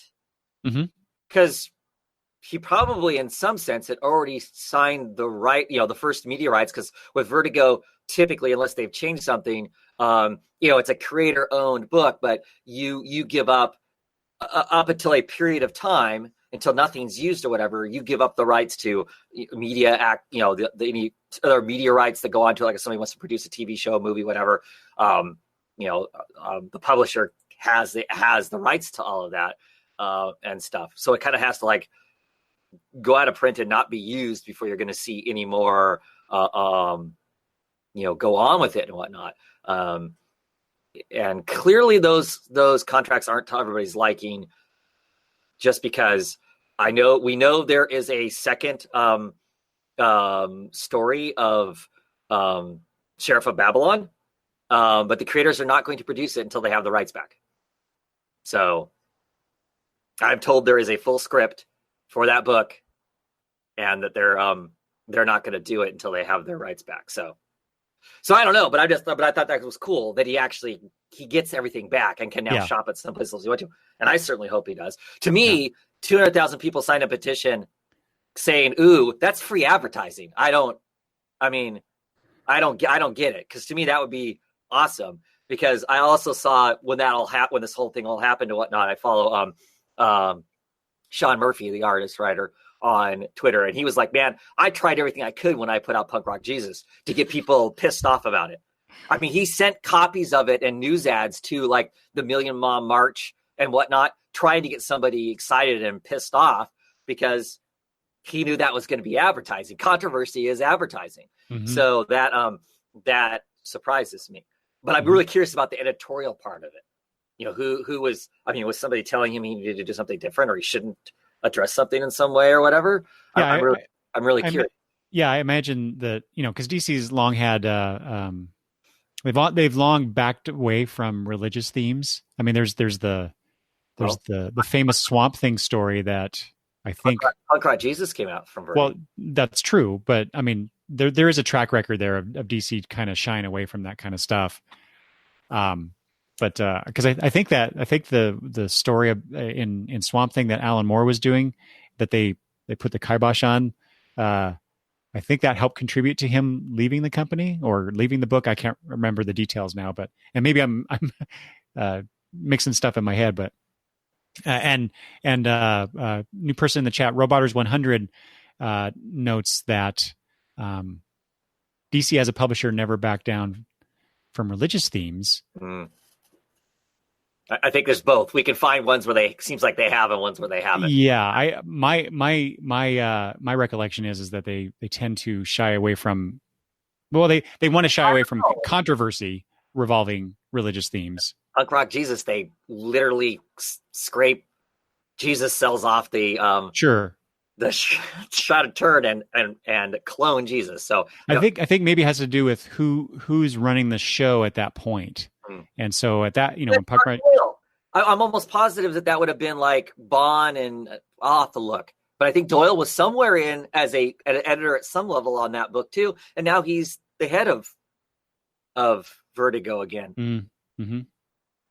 Or is this because of the new higher powers that erase Batman's? Well, yeah. That's kind of what I was thinking, is that there's probably some pressure from above to avoid that kind of material, perhaps. It's off-brand. Yeah. Well, yeah. I mean, that you and I have talked about this over text message or Twitter or whatever, but yeah, it's potential. There are some potential changes that could come out of this DC management shuffle that's been going on that could adversely affect, I'll just say, creativity. Yeah, well, we're going to talk about another thing later on, just a kind of a bullet point on somebody else's thing that my interpretation of that freaks me out too. So anyway, we'll get to that one. As Damien points out, DC is now AT&T. So or is it actually, are they actually AT&T, or is that officially gone? I think that's true. I think that deal has gone through. So and we thought it was bad when Warner Brother bought DC. I know, right? Of course. Oh my gosh. Well, I mean, they've been a Warner Brothers property for a long time now. I remember us as kids thinking that was going to be the end of the world. Yeah. So, yeah. Turner's going to own. No. Anyway. Yeah. Okay. Anyway, like I said, I hope that we hope that Mark Russell and I forget the artist's name, but I hope they find a home for this book because next time it's solicited, I will pre-order it this time. I'm not going to wait for the trade. I want to see this story. Yeah, I'm here. So same here. Okay. Here's a good thing. We talked about this before, the Dwayne McDuffie Awards. I think we talked about the nominees, or maybe I'm thinking of a different awards thing. But anyway, this the winner for the 5th annual Dwayne McDuffie Award for Diversity in Comics has been named. Just to remind people, the Dwayne McDuffie Award for Diversity in Comics started in 2014. It's an award that spotlights the best underrepresented voices in comics and comic books that are striving to craft a wider diversity of creations. The nominees were Papa Cherry, written by Saxton Moore and illustrated by Philip Johnson; The Snagglepuss Chronicles, written by Mark Russell, and penciled by Mike Feehan; Archival Quality, written by Ivy Noel Ware and illustrated by Christina Stewart; Victor Laval's Destroyer, written by Victor Laval and illustrated by Dietrich Smith; The Carpet Merchant by Ramena Yee; and the winner is Archival Quality. So this is where I'm going to show my comic book ignorance. I did not know about any of these except for the Snagglepuss Chronicles because that was put out by DC. So I read the Snagglepuss Chronicles and I also read Victor Laval's Destroyer. Ah, okay. Yeah. Which is kind of a take on Frankenstein. I mean, Frankenstein's monster is actually in it. It's kind of a story of these cutting edge scientists who have a son, and the son is walking home. They're African American, walking home one day and gets shot up by the police basically, and they reanimate him, kind of a thing. So it was good. I enjoyed it. And this is one of those, looking at awards, shows or programs or whatever, to kind of look to see what's out there that maybe I missed or whatever. And should I be reading this? And some of the awards things, a popularity contest. So it's kind of like you're looking at what other people think are whatever. I always love this list of stuff because the stuff I've missed, which these other things I've clearly missed, and I clearly missed the winner on this. but I want to go hunt them down just because that's other voices giving me other stories in ways that I haven't seen. And that's what I'm interested in these days. It's so easy to come across the run of the mill standard, superhero stuff that's out there and whatnot. I want to see something that's different. So I'll be more than likely hunting down to pick up this other stuff on the list and whatnot. So Archival Quality, in case people are interested and they want to go pick this up, it was published by Oni Press last year. The story is about Kel Walden, or is that Sel Walden? Kel Walden, who in her new job as a museum archivist discovers the ghost of a young woman and the ghost discovers her. That sounds like an interesting story. Mm-hmm. I'm kind of surprised I missed that. I don't remember that at all. And typically I look closely at what Oni Press is putting out because I like them as a publisher. So I want to say that I vaguely recall seeing it, but I didn't think enough of the solicitation that Oni put out to actually show any interest in it. But obviously some other more learned peoples out there did notice, and so now it is the winner of that award. So congratulations to Ivy Noel Ware and Christina Stewart for that. For sure. So Travis, I think this is something that I put on here because I think you said something on Twitter about it. Yeah. DC is going finally, after decades, is finally going to put out a Lois Lane comic book and a Jimmy Olsen book. Yeah. So my Twitter comment was, explicitive. I'm actually going to buy a Jimmy Olsen comic book. Well, it's even better. The creative teams on this. That's why I'm getting them. Yeah, exactly. I mean, if you're going to launch something like this, they're supportive characters in the Superman comics, of course, but they're not superheroes themselves, right? Generally speaking, right. Although they've both had their history of doing so or being so. Sure. So how do you get people interested? If you're not already interested in those characters, well, you put writers such as Greg Rucka on Lois Lane with artist Mike Perkins, and Matt Fraction is writing Jimmy Olsen with artist Steve Lieber. Yeah. Wow. Yeah. Just super excited. The Lois Lane for me was a given.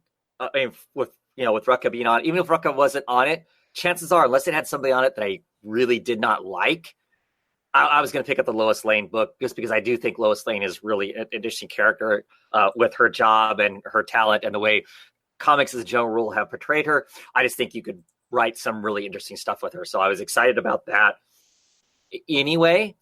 But the Jimmy Olsen book, I'm excited to see what they're going to do. Have you read a lot of Jimmy Olsen? The Adventures of Jimmy Olsen, or Superman, not a lot. Al, no. Jimmy Olsen, whatever. No, I've read a few issues because this that's the book that DC put Kirby on, right, when he came over, right, and totally transformed it as Kirby has wanted to do. Right. So, but in that comic, it's kind of isn't it kind of a goofy comic? Like he gets himself into like really bizarre whatever. So it's kind of it's not just him going around taking pictures, right? I mean, it's. Oh no.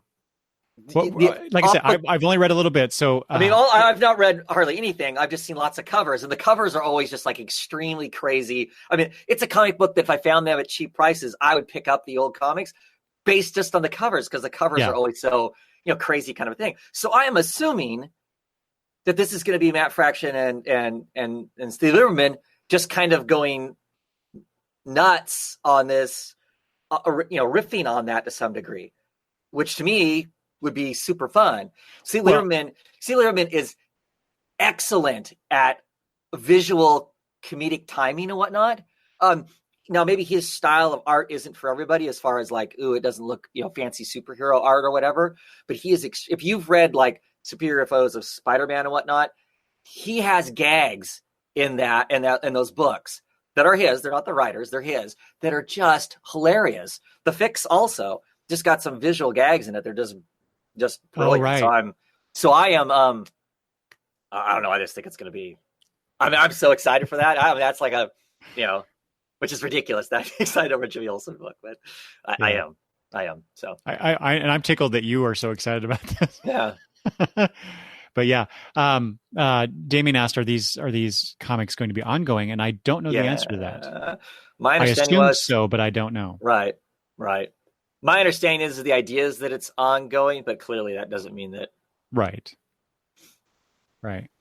Roboters 100 says Superman's pal Jimmy Olsen is some of my fave comics of all time. Cannot wait for this series of books. And that's Roboters 100 also notes that the Fourth World that's where the Fourth World, Kirby introduced the Fourth World was in the Jimmy Olsen book. Mm-hmm. And so that's what I'm really curious about is Fraction and Lieber going to play on that? Are they going to touch on the Fourth World characters in this new Jimmy Olsen book?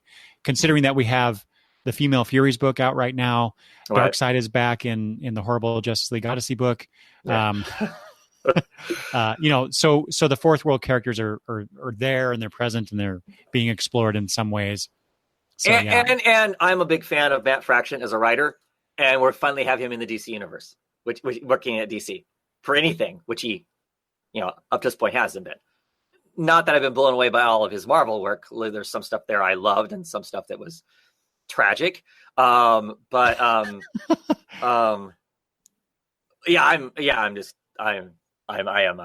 tickled to see what exactly that's going to go on with those books and whatnot, for sure.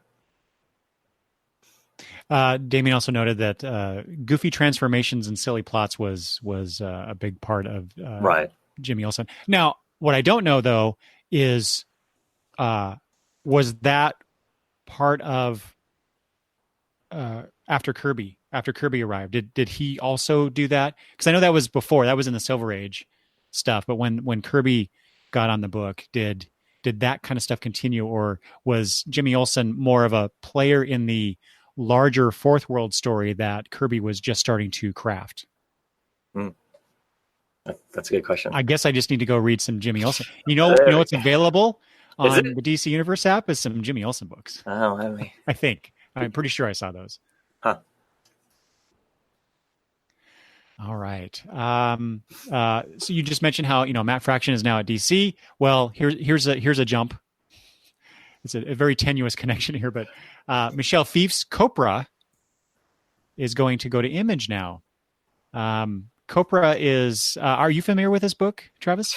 I have seen other people talking about the book and me going, I screwed up somewhere by not knowing about this book when it first came out, and have not gone and picked it up, which I know I need to, because the people that talk about it are huge, like Suicide Squad type fan people that really love the Osterman's run of Suicide Squad, which I really love. So I've just always been, like I said, curious, but missed it. So with this new opportunity of it coming to a new place, I will probably I'll probably pick it up. My question is it just it's going on, or are they reprinting what's already been? What I think I read was that they're going to be reprinting the material. If it's ongoing, if they're going to continue the stuff, I'm sure that they'll do that too. But okay, I'm pretty sure they're going to do the collected editions, which is why I wanted to talk about this, because I've long heard about this work, and have always wanted to read it. But it is a work that Fief has done that was inspired by the John Ostrander written Suicide Squad run. Mm-hmm. I can't believe you haven't read that. I know, right? But here's the thing. Like I said, I think I mentioned this earlier. It's available on the DC Universe app, and so now I downloaded everything that they had available.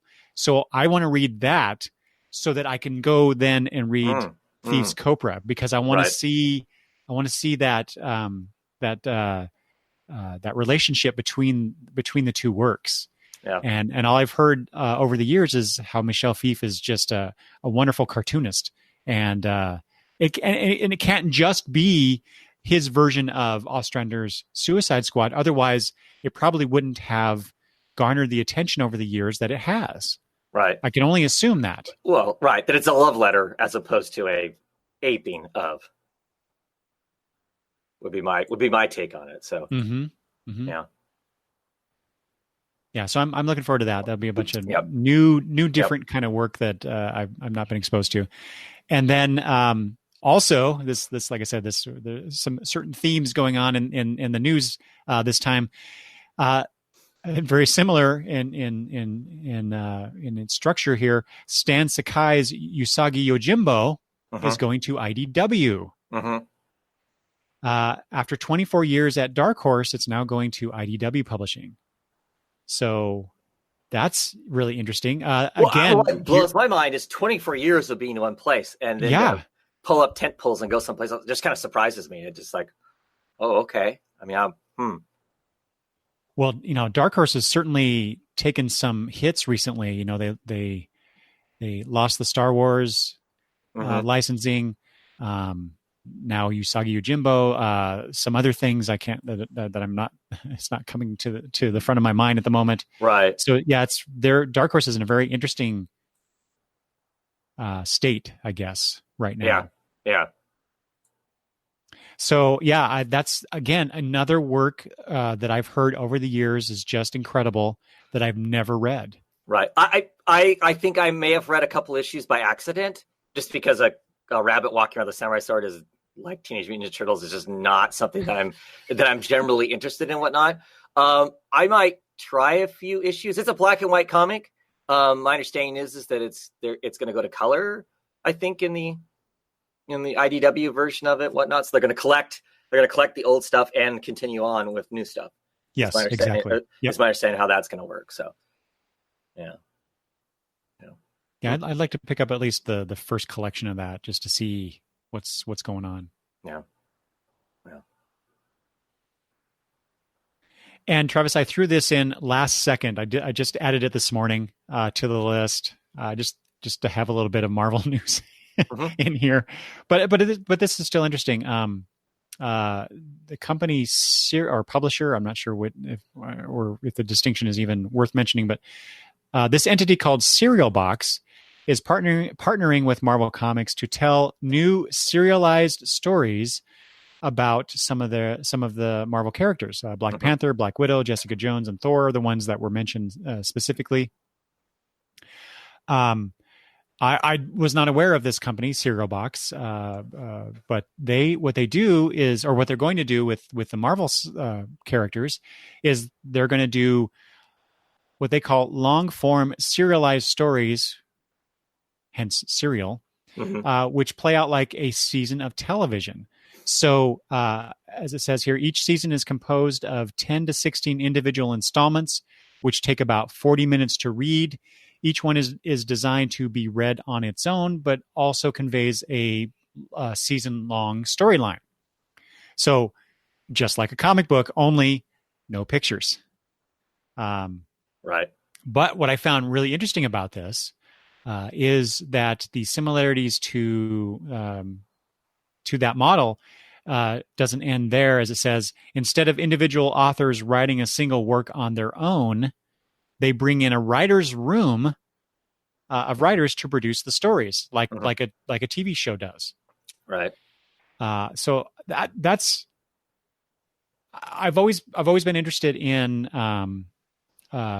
prose versions of my favorite superhero characters. I have a bunch of old Marvel novels that I collected over the years that I read on my bookshelf. I've never gotten rid of them, even though I've only read them once. They're still on my bookshelf. Right. All those years ago. So anytime, and plus, I've done my own writing.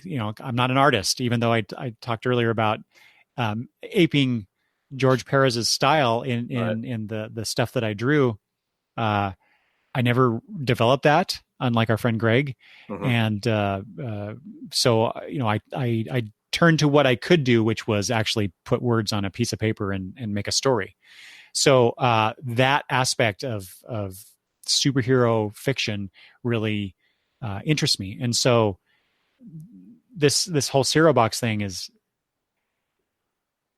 definitely up my alley, I guess. But the way that they're approaching it is very different than anything that I've encountered in terms of fiction publishing. So that interesting that Marvel is dabbling in that kind of stuff. Obviously we have the movies. We had the Netflix series, those adaptations. More recently, they did an original story featuring Wolverine that was an audio story. It was a fiction podcast that they're also going to do another season of. And to tie that back to Cereal Box, they're also going to be adapting whatever they come up with as far as the stories that will be released as audio stories as well. Right. So, DC's focusing more on getting their comics into other venues, but Marvel is certainly exploring the other options as far as other media goes. So, right. Other ways of using their using their product and whatnot. Yeah, I hadn't heard about this at all, or the company or anything about it whatsoever until I saw one of the creators talking about it on Twitter. Alex DeCampi is one of the writers who's going to be writing on it and whatnot. And she was basically talking about it just in the sense of, she is a writer who's on the margins as far as the big two go and whatnot. She doesn't play nice as far as they're concerned with how they deal with stuff. And so she calls them on their shenanigans. She's a creator who's spent a lot of years going after DC for the fact some of the editors who they've removed for being sexual predators and that sort of thing and whatnot. So clearly she kind of has blown her bridges up to try and get into working for the big two, I think, in a lot of ways. And she was just commenting on the fact that it's interesting how, just kind of doing her own thing. She's kind of backdoored her way into working on big two, products, maybe not in the comics right now, but still she is, she is working through Cereal Box, working on Marvel stuff and whatnot. So I thought it was interesting. Like I said, I'd never heard of it before. The whole writer room thing. How does that work for a book? I don't know how it works for a show either. So I find that fascinating from a pure craft standpoint. How that works and whatnot.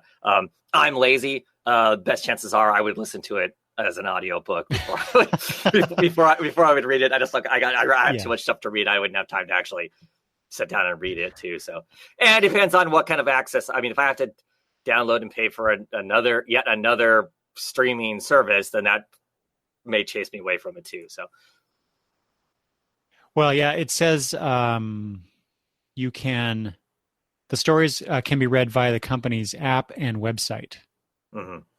So whatever. I don't know. Obviously, I would think you'd have to purchase these to access them. So, but still, I just find it very fascinating. Do you remember years and years ago, Travis, when we teamed up and created some characters and produced a 3-issue story? It was our attempt at doing something similar to this. Right. Where we combine our talents. So I wrote issue 1 and 3 and you wrote issue 2. Mm-hmm. And I forget, did you do all 3 covers? Yes, I did. Yeah, yes. That's right. So, yeah. So, like I said, I used to write original superhero fiction. Travis and I we experimented with this particular story, these 2 characters. And so, I vaguely recall, we would just kind of talk about the plots and the plot of it, and then we'd go off and write the story. Right. So it's not quite the same thing as what they're describing here, but I mean, that alone was just like, I don't know. I don't remember much about the process really between us, but I do recall just us talking about it and making sure that we hit certain beats in the story. Right. Well, and having to make concessions for what one person's ideas versus another person's ideas too. Right, so, because we were writing them sequentially. So I wrote issue 1, then you wrote issue 2, and then I wrote issue 3. So whatever. Right. It was kind of like a game of what's that game where you, I don't know the name of it, but you say or write something, and then someone. Right. I mean, we did this exercise in a fiction writing class in high school. I remember where somebody would write a paragraph or whatever, and then give it to the next person. They write it. And then so you're developing this story through Right. all these different people, and it could go in wacky, weird places, as it often did. But I mean, obviously, that's not what we were trying. We weren't trying to Right. do weird things. We were trying to tell a particular story. So Yeah. that was interesting. And Damien says, "Show us these collector's items." Oh, God. I don't think so. I don't think so, Damien. Yes. Yeah. But that was a lot of fun. We should try that again sometime, Travis. Oh, man. Okay. All right. We are going to end. Comic Craig says, "Do you see those issues, fellas?" Yeah. Yeah. Oh. I still have those. I have that somewhere on my bookshelf. Yeah. Mine are in a box behind a bunch of other boxes somewhere. So I'll have to talk to Travis about maybe taking some pictures of the covers and see if he's okay with that. Well, yeah, then they can find out where I cover swiped everything from. Yeah. So Yeah. because most of what we did. Because most of them are swipes from other art. So yeah. Name that issue. Yeah. Exactly. All right. I did the same thing with all my stuff too. Okay. Finally, we're going to end with some discussion about some news coming out of the Comics Pro meeting that happened a week or two ago. Mm-hmm. A few things I thought were really interesting. One, we'll start off with DC's publishing changes that came out, and it's where I think you talked about this on your comic book roundtable 2 weeks ago at the time of this recording that I watched. The new 22, that was the line that was going around Twitter, because DC is talking about cutting its line, or has cut. I'm not sure what's going on there.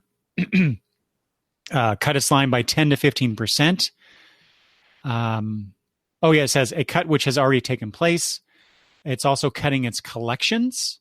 They're not going to be putting out as many trades as well, because they're seeking to concentrate on.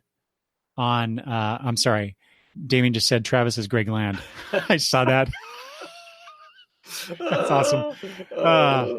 Okay, back to the Comics Pro. Seeking to concentrate on stronger titles there as well.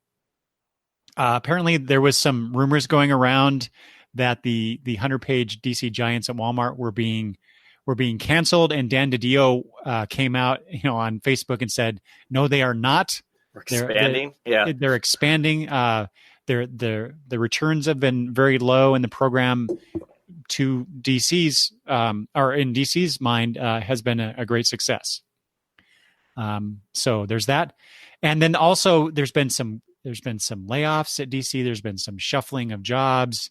So I was seeing all this news come out around that time, and getting very nervous about what they're going to be offering, because the joke is, what are we going to get? Just a bunch of Batman books, right?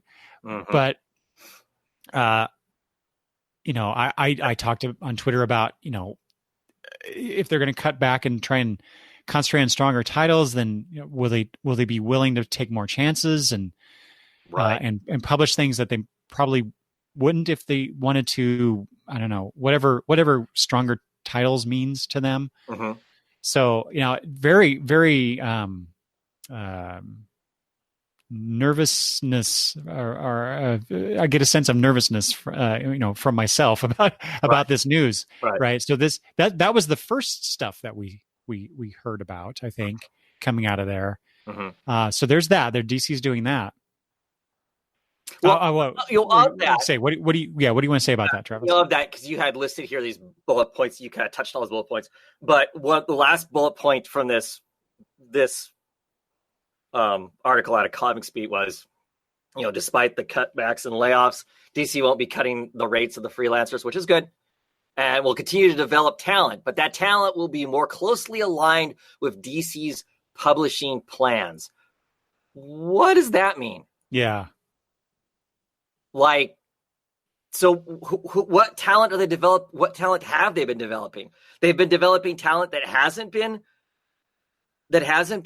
in line with their things? Or, I don't know, what do you have to fill out a questionnaire beforehand so they get a sense that you're a yes man for the Trinity and that's it before they develop you? I don't understand. That makes me nervous, because to me that makes it sound like we're going to develop talent, but not necessarily creative talent that's going to create a product for it. I mean, I don't know. To me, it seems it's a weird statement, because it feels like,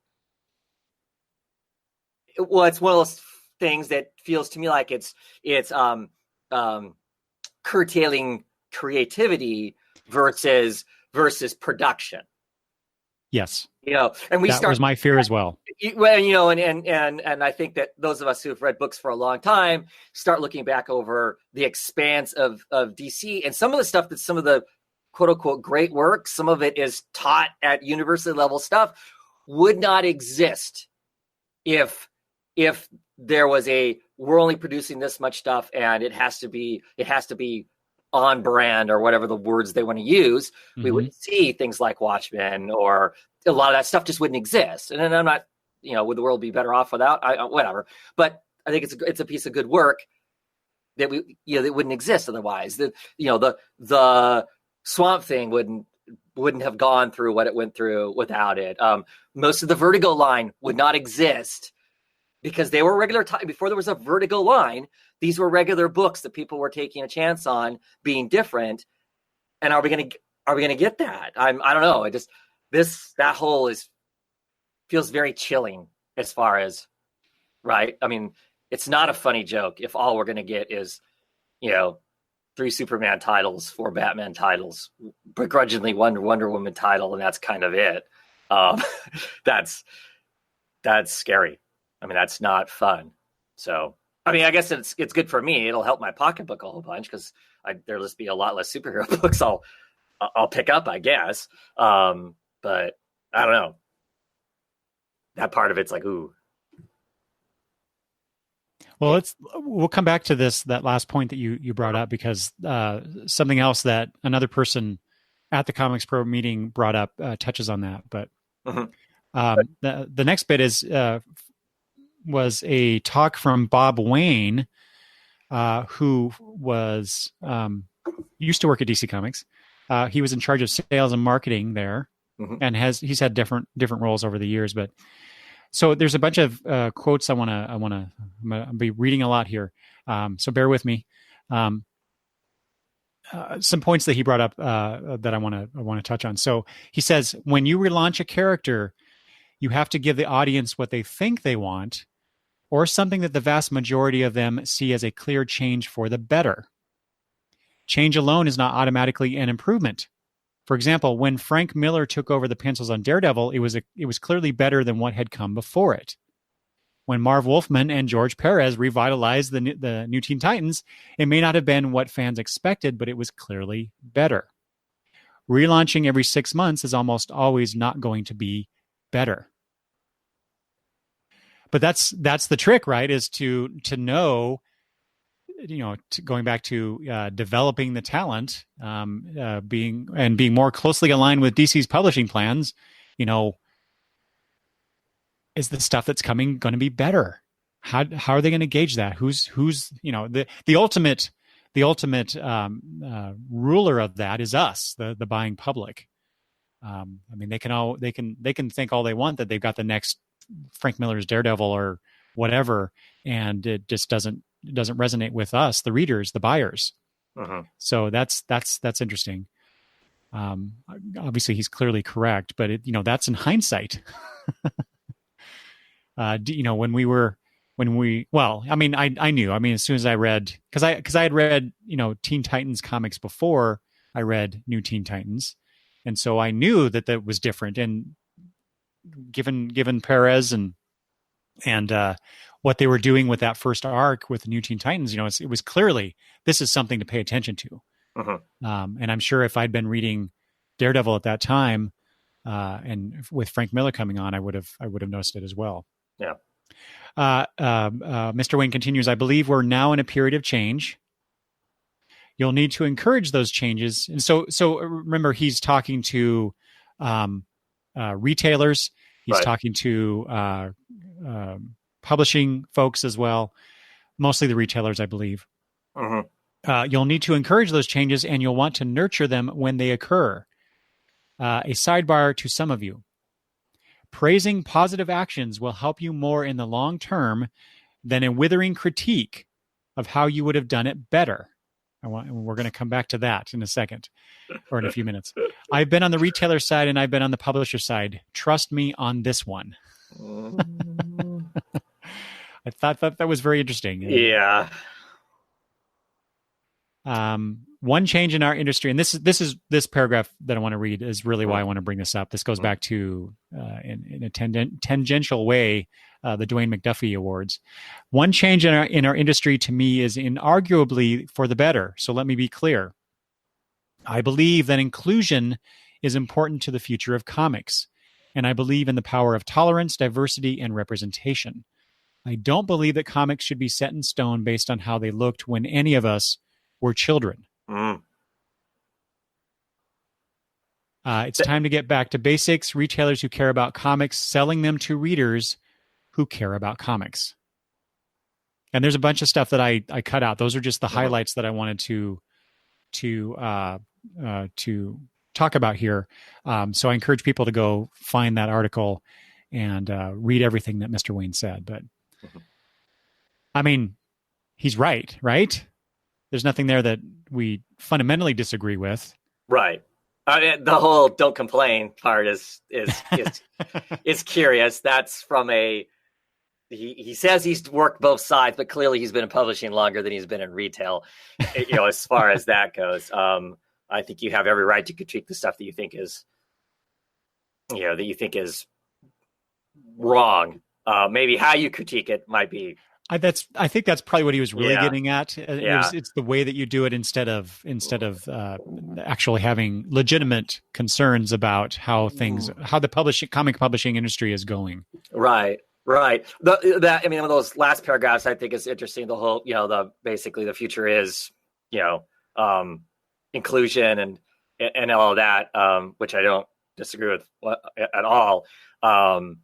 I do think it's interesting when he says is that he doesn't believe the comics should be set in stone on how they look when any of us were children, which I get. That's to me, that's like a straight out dig at the whole comic skater thing, and them thinking comics worked so great back in the day, and nothing should change, and Thor should always be a guy, and all of that, because that's one of the hardest.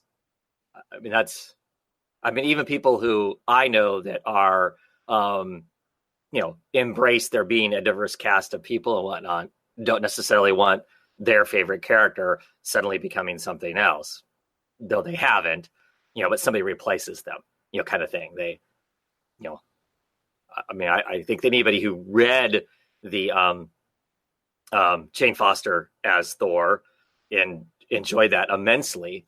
But I do know that when she first became Thor and Odin's son was regulated off to the side, even people who embrace diversity as a general rule were not happy with that, because this is Thor and that isn't Thor, kind of a thing. So sometimes that's hard to let go of as a fan, because you're a fan of a character for a particular reason. So, hard to let go of that when whatever you like suddenly gets, feels like it gets put to the side or whatever. Oh, sure.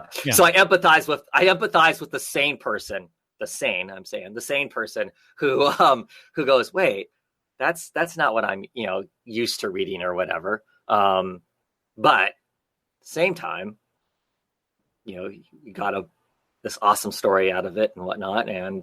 And representation is huge. It is, because us old white guys are dying. We're disappearing, and somebody else needs to be reading comics,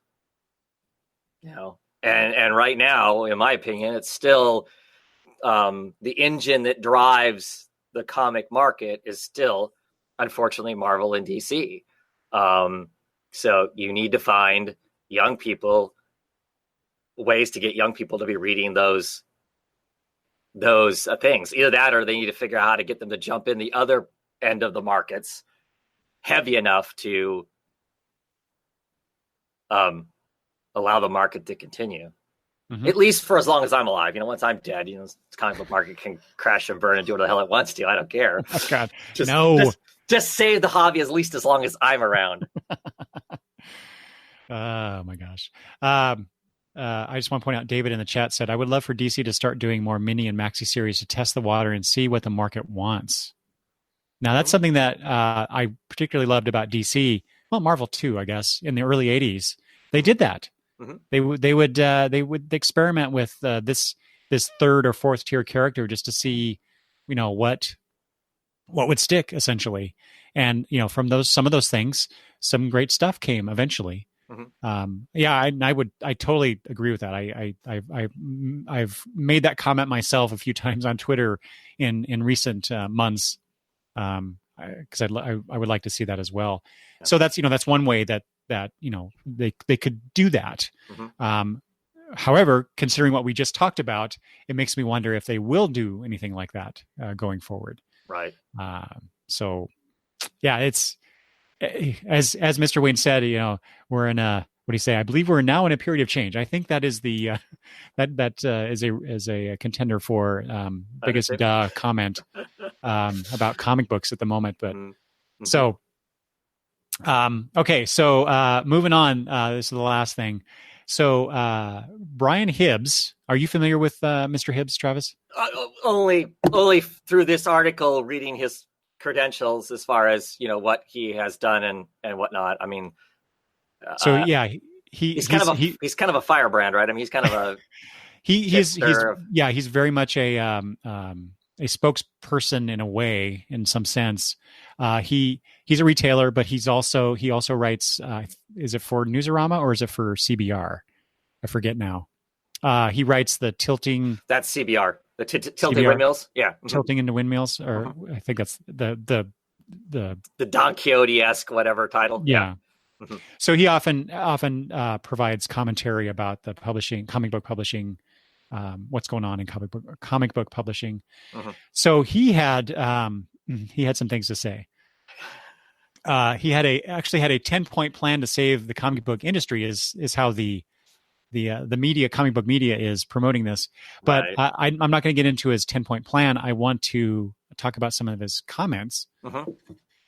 So he starts off with, we have, as I see it, two major problems at the publisher level. One of content and one of the amount of product. In terms of content, while I think that we're at a golden age of comics right now, with more amazing material being published than ever before, the base level of quality of our core periodical product in the direct market, the driver of sales and success in our market, both in the superhero universe material as well as most licensed and creator-owned titles, is at a near historical nadir. So yeah, it's those 2 points, one of content and one of the amount of product. And I want to get to that in a second. However, he says, creators are encouraged to write for page counts of pre-scheduled collections rather than crafting each individual periodical release to be satisfying in and of itself, and only allowing the best of that material to go on to permanent book format collection. So he's getting into some of these things that Mr. Wayne talked about. He's getting into some of the touching on some of the news that we just discussed about DC's cutting back of things. And remember several Breaking Late News episodes ago, Travis, when we commented on Dan DiDio's comments about there's too much stuff being published. Mm-hmm. And as I recall, we were a bit critical of Mr. DiDio regarding that comment. Well, because he's saying everybody else is producing too much stuff, not that he... perhaps. But I find it interesting now, all these months later, mm-hmm. that his words being echoed elsewhere, mm-hmm. And how that may impact not only DC Comics, but other publishers as well.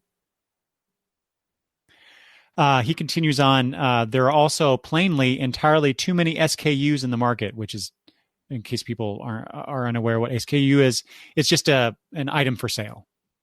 A comic is an item for sale.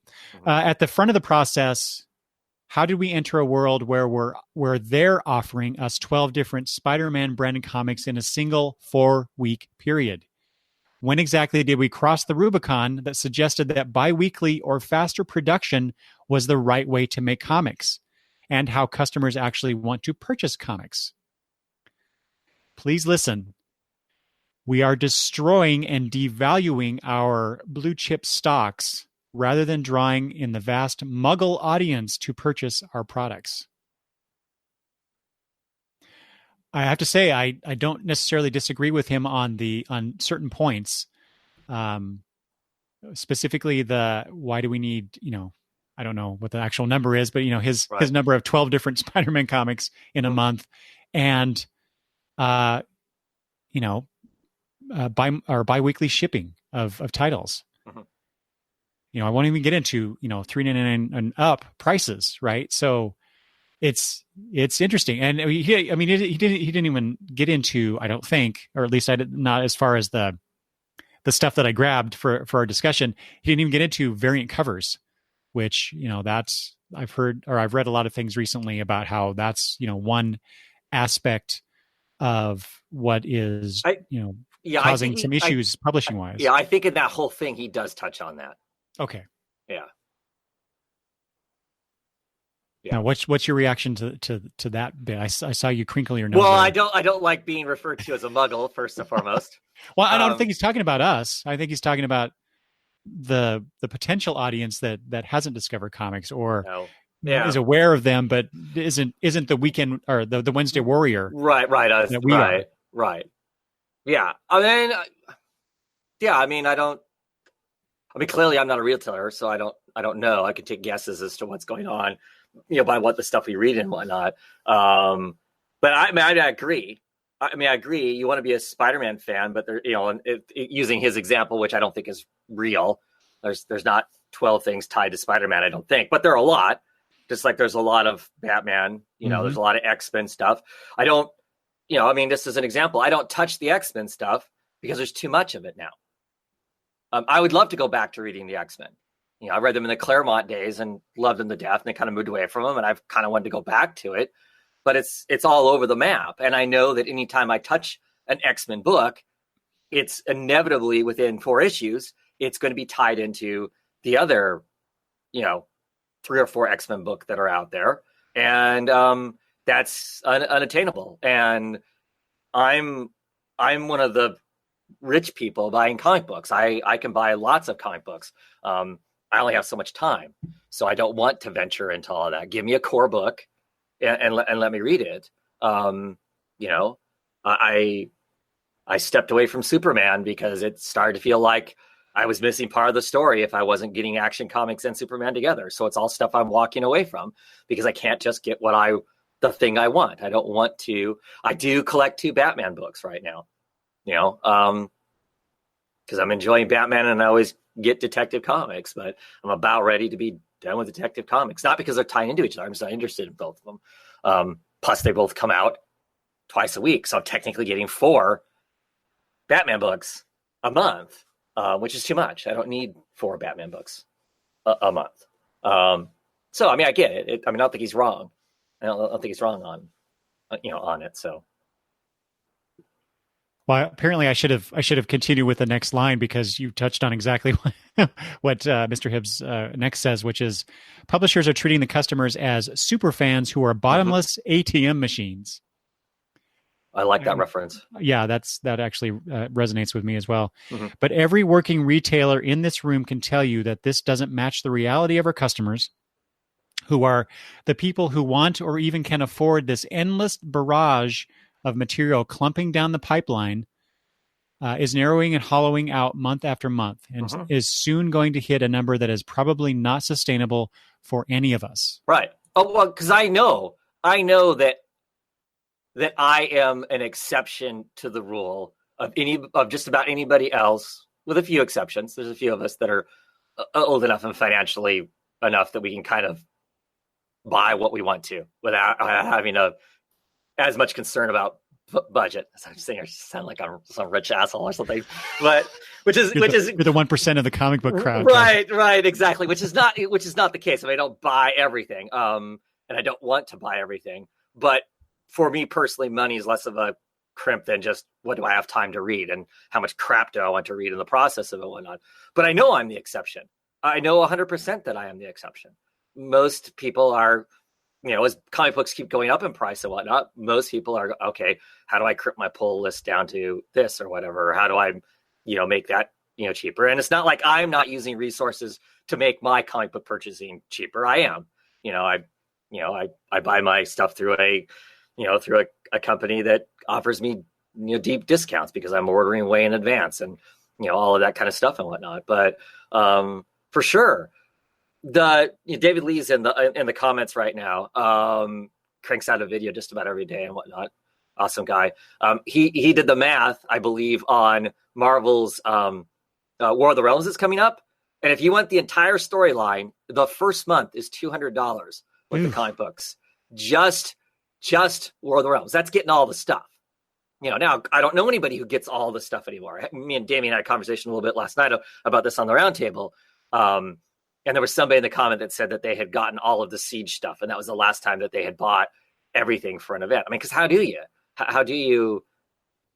I mean, if you were really excited about this, I'm not picking on Marvel, but just the War of the Realms, it's the new thing that's out right now.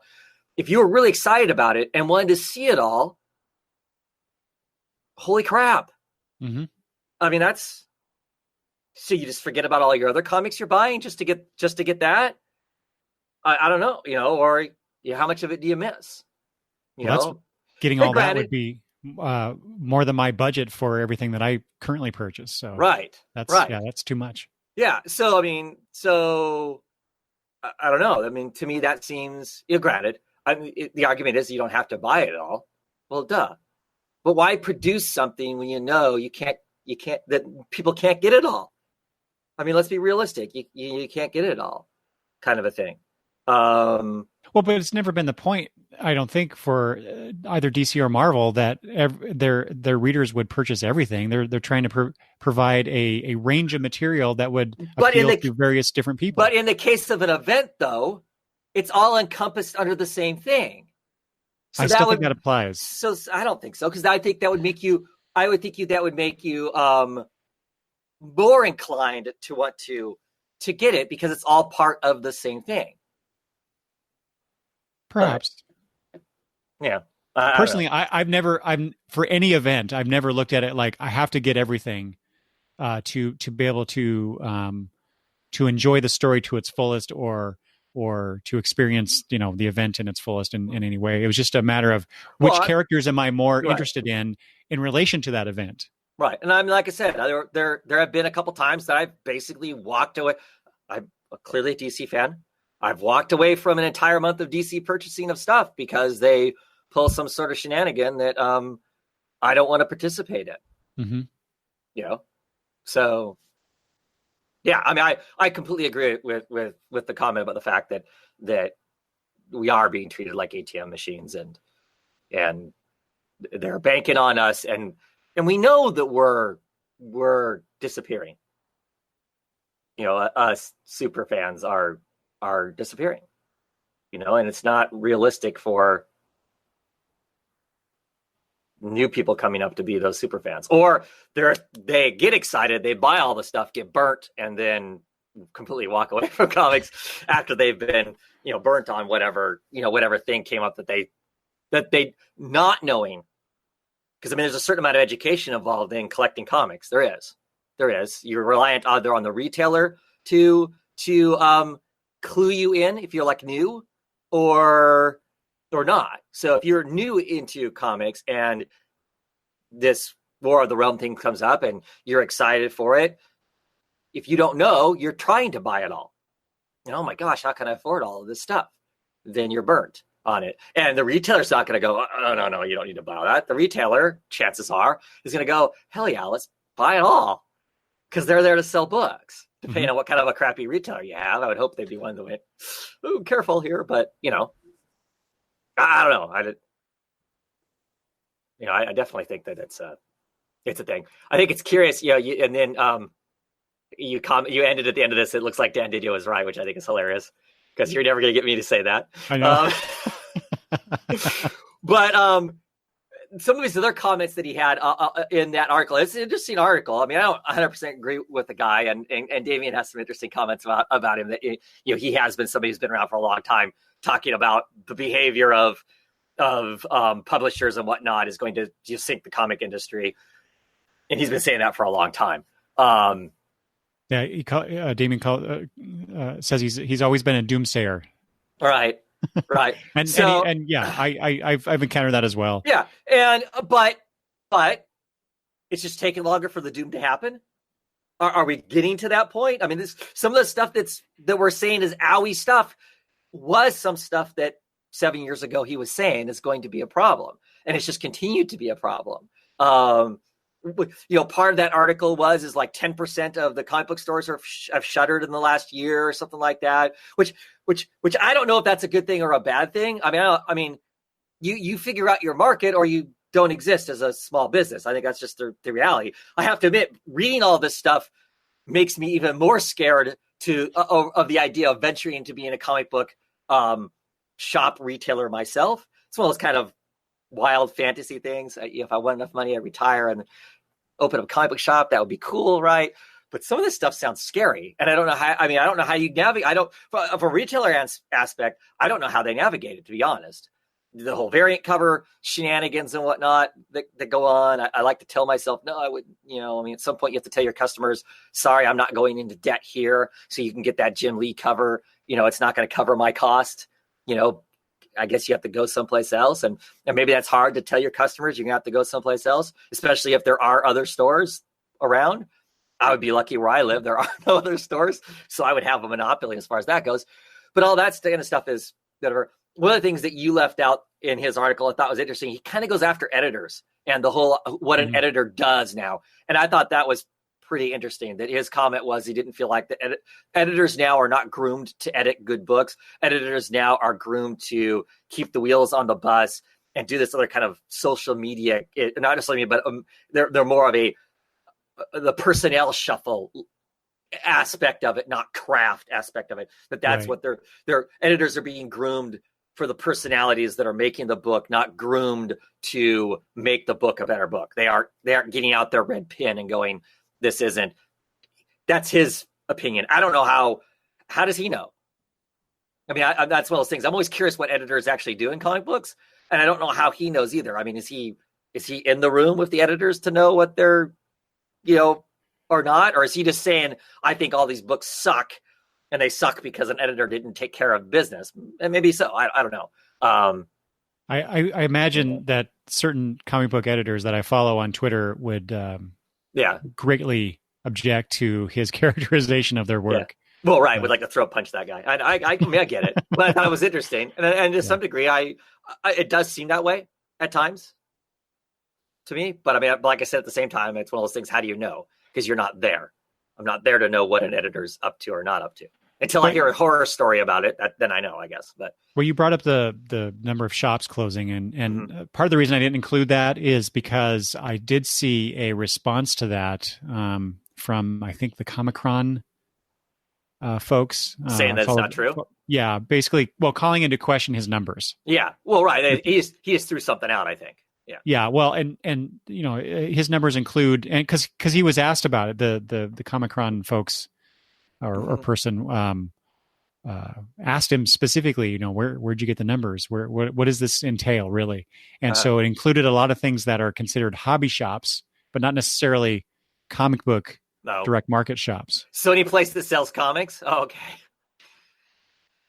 Yeah, potentially. Right. So yeah, the numbers are probably a little off, but really, I mean, that's an example of something that I am very curious about is, what is the reaction to this? Because this just came out a few days ago. Right. Yeah, just a couple days ago. Yeah, they were publicly getting to see it. Mm-hmm. Right. But I'm, and I did see, like, I saw the Comicron post on Twitter, or the thread on Twitter. I saw another thread from somebody else whose name I'm blanking on at the moment.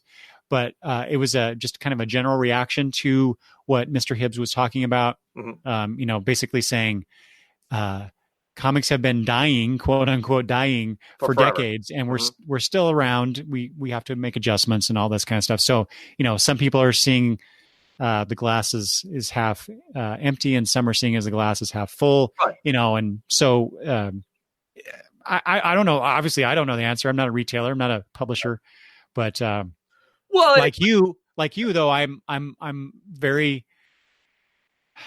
nervous about the future of it. And unlike you, I know you don't really mean this, but unlike you, I want the industry to continue yes, even long after I'm dead, 100%. for future generations. I would love my granddaughter, my beautiful granddaughter, who's turning 2 this here in a few months.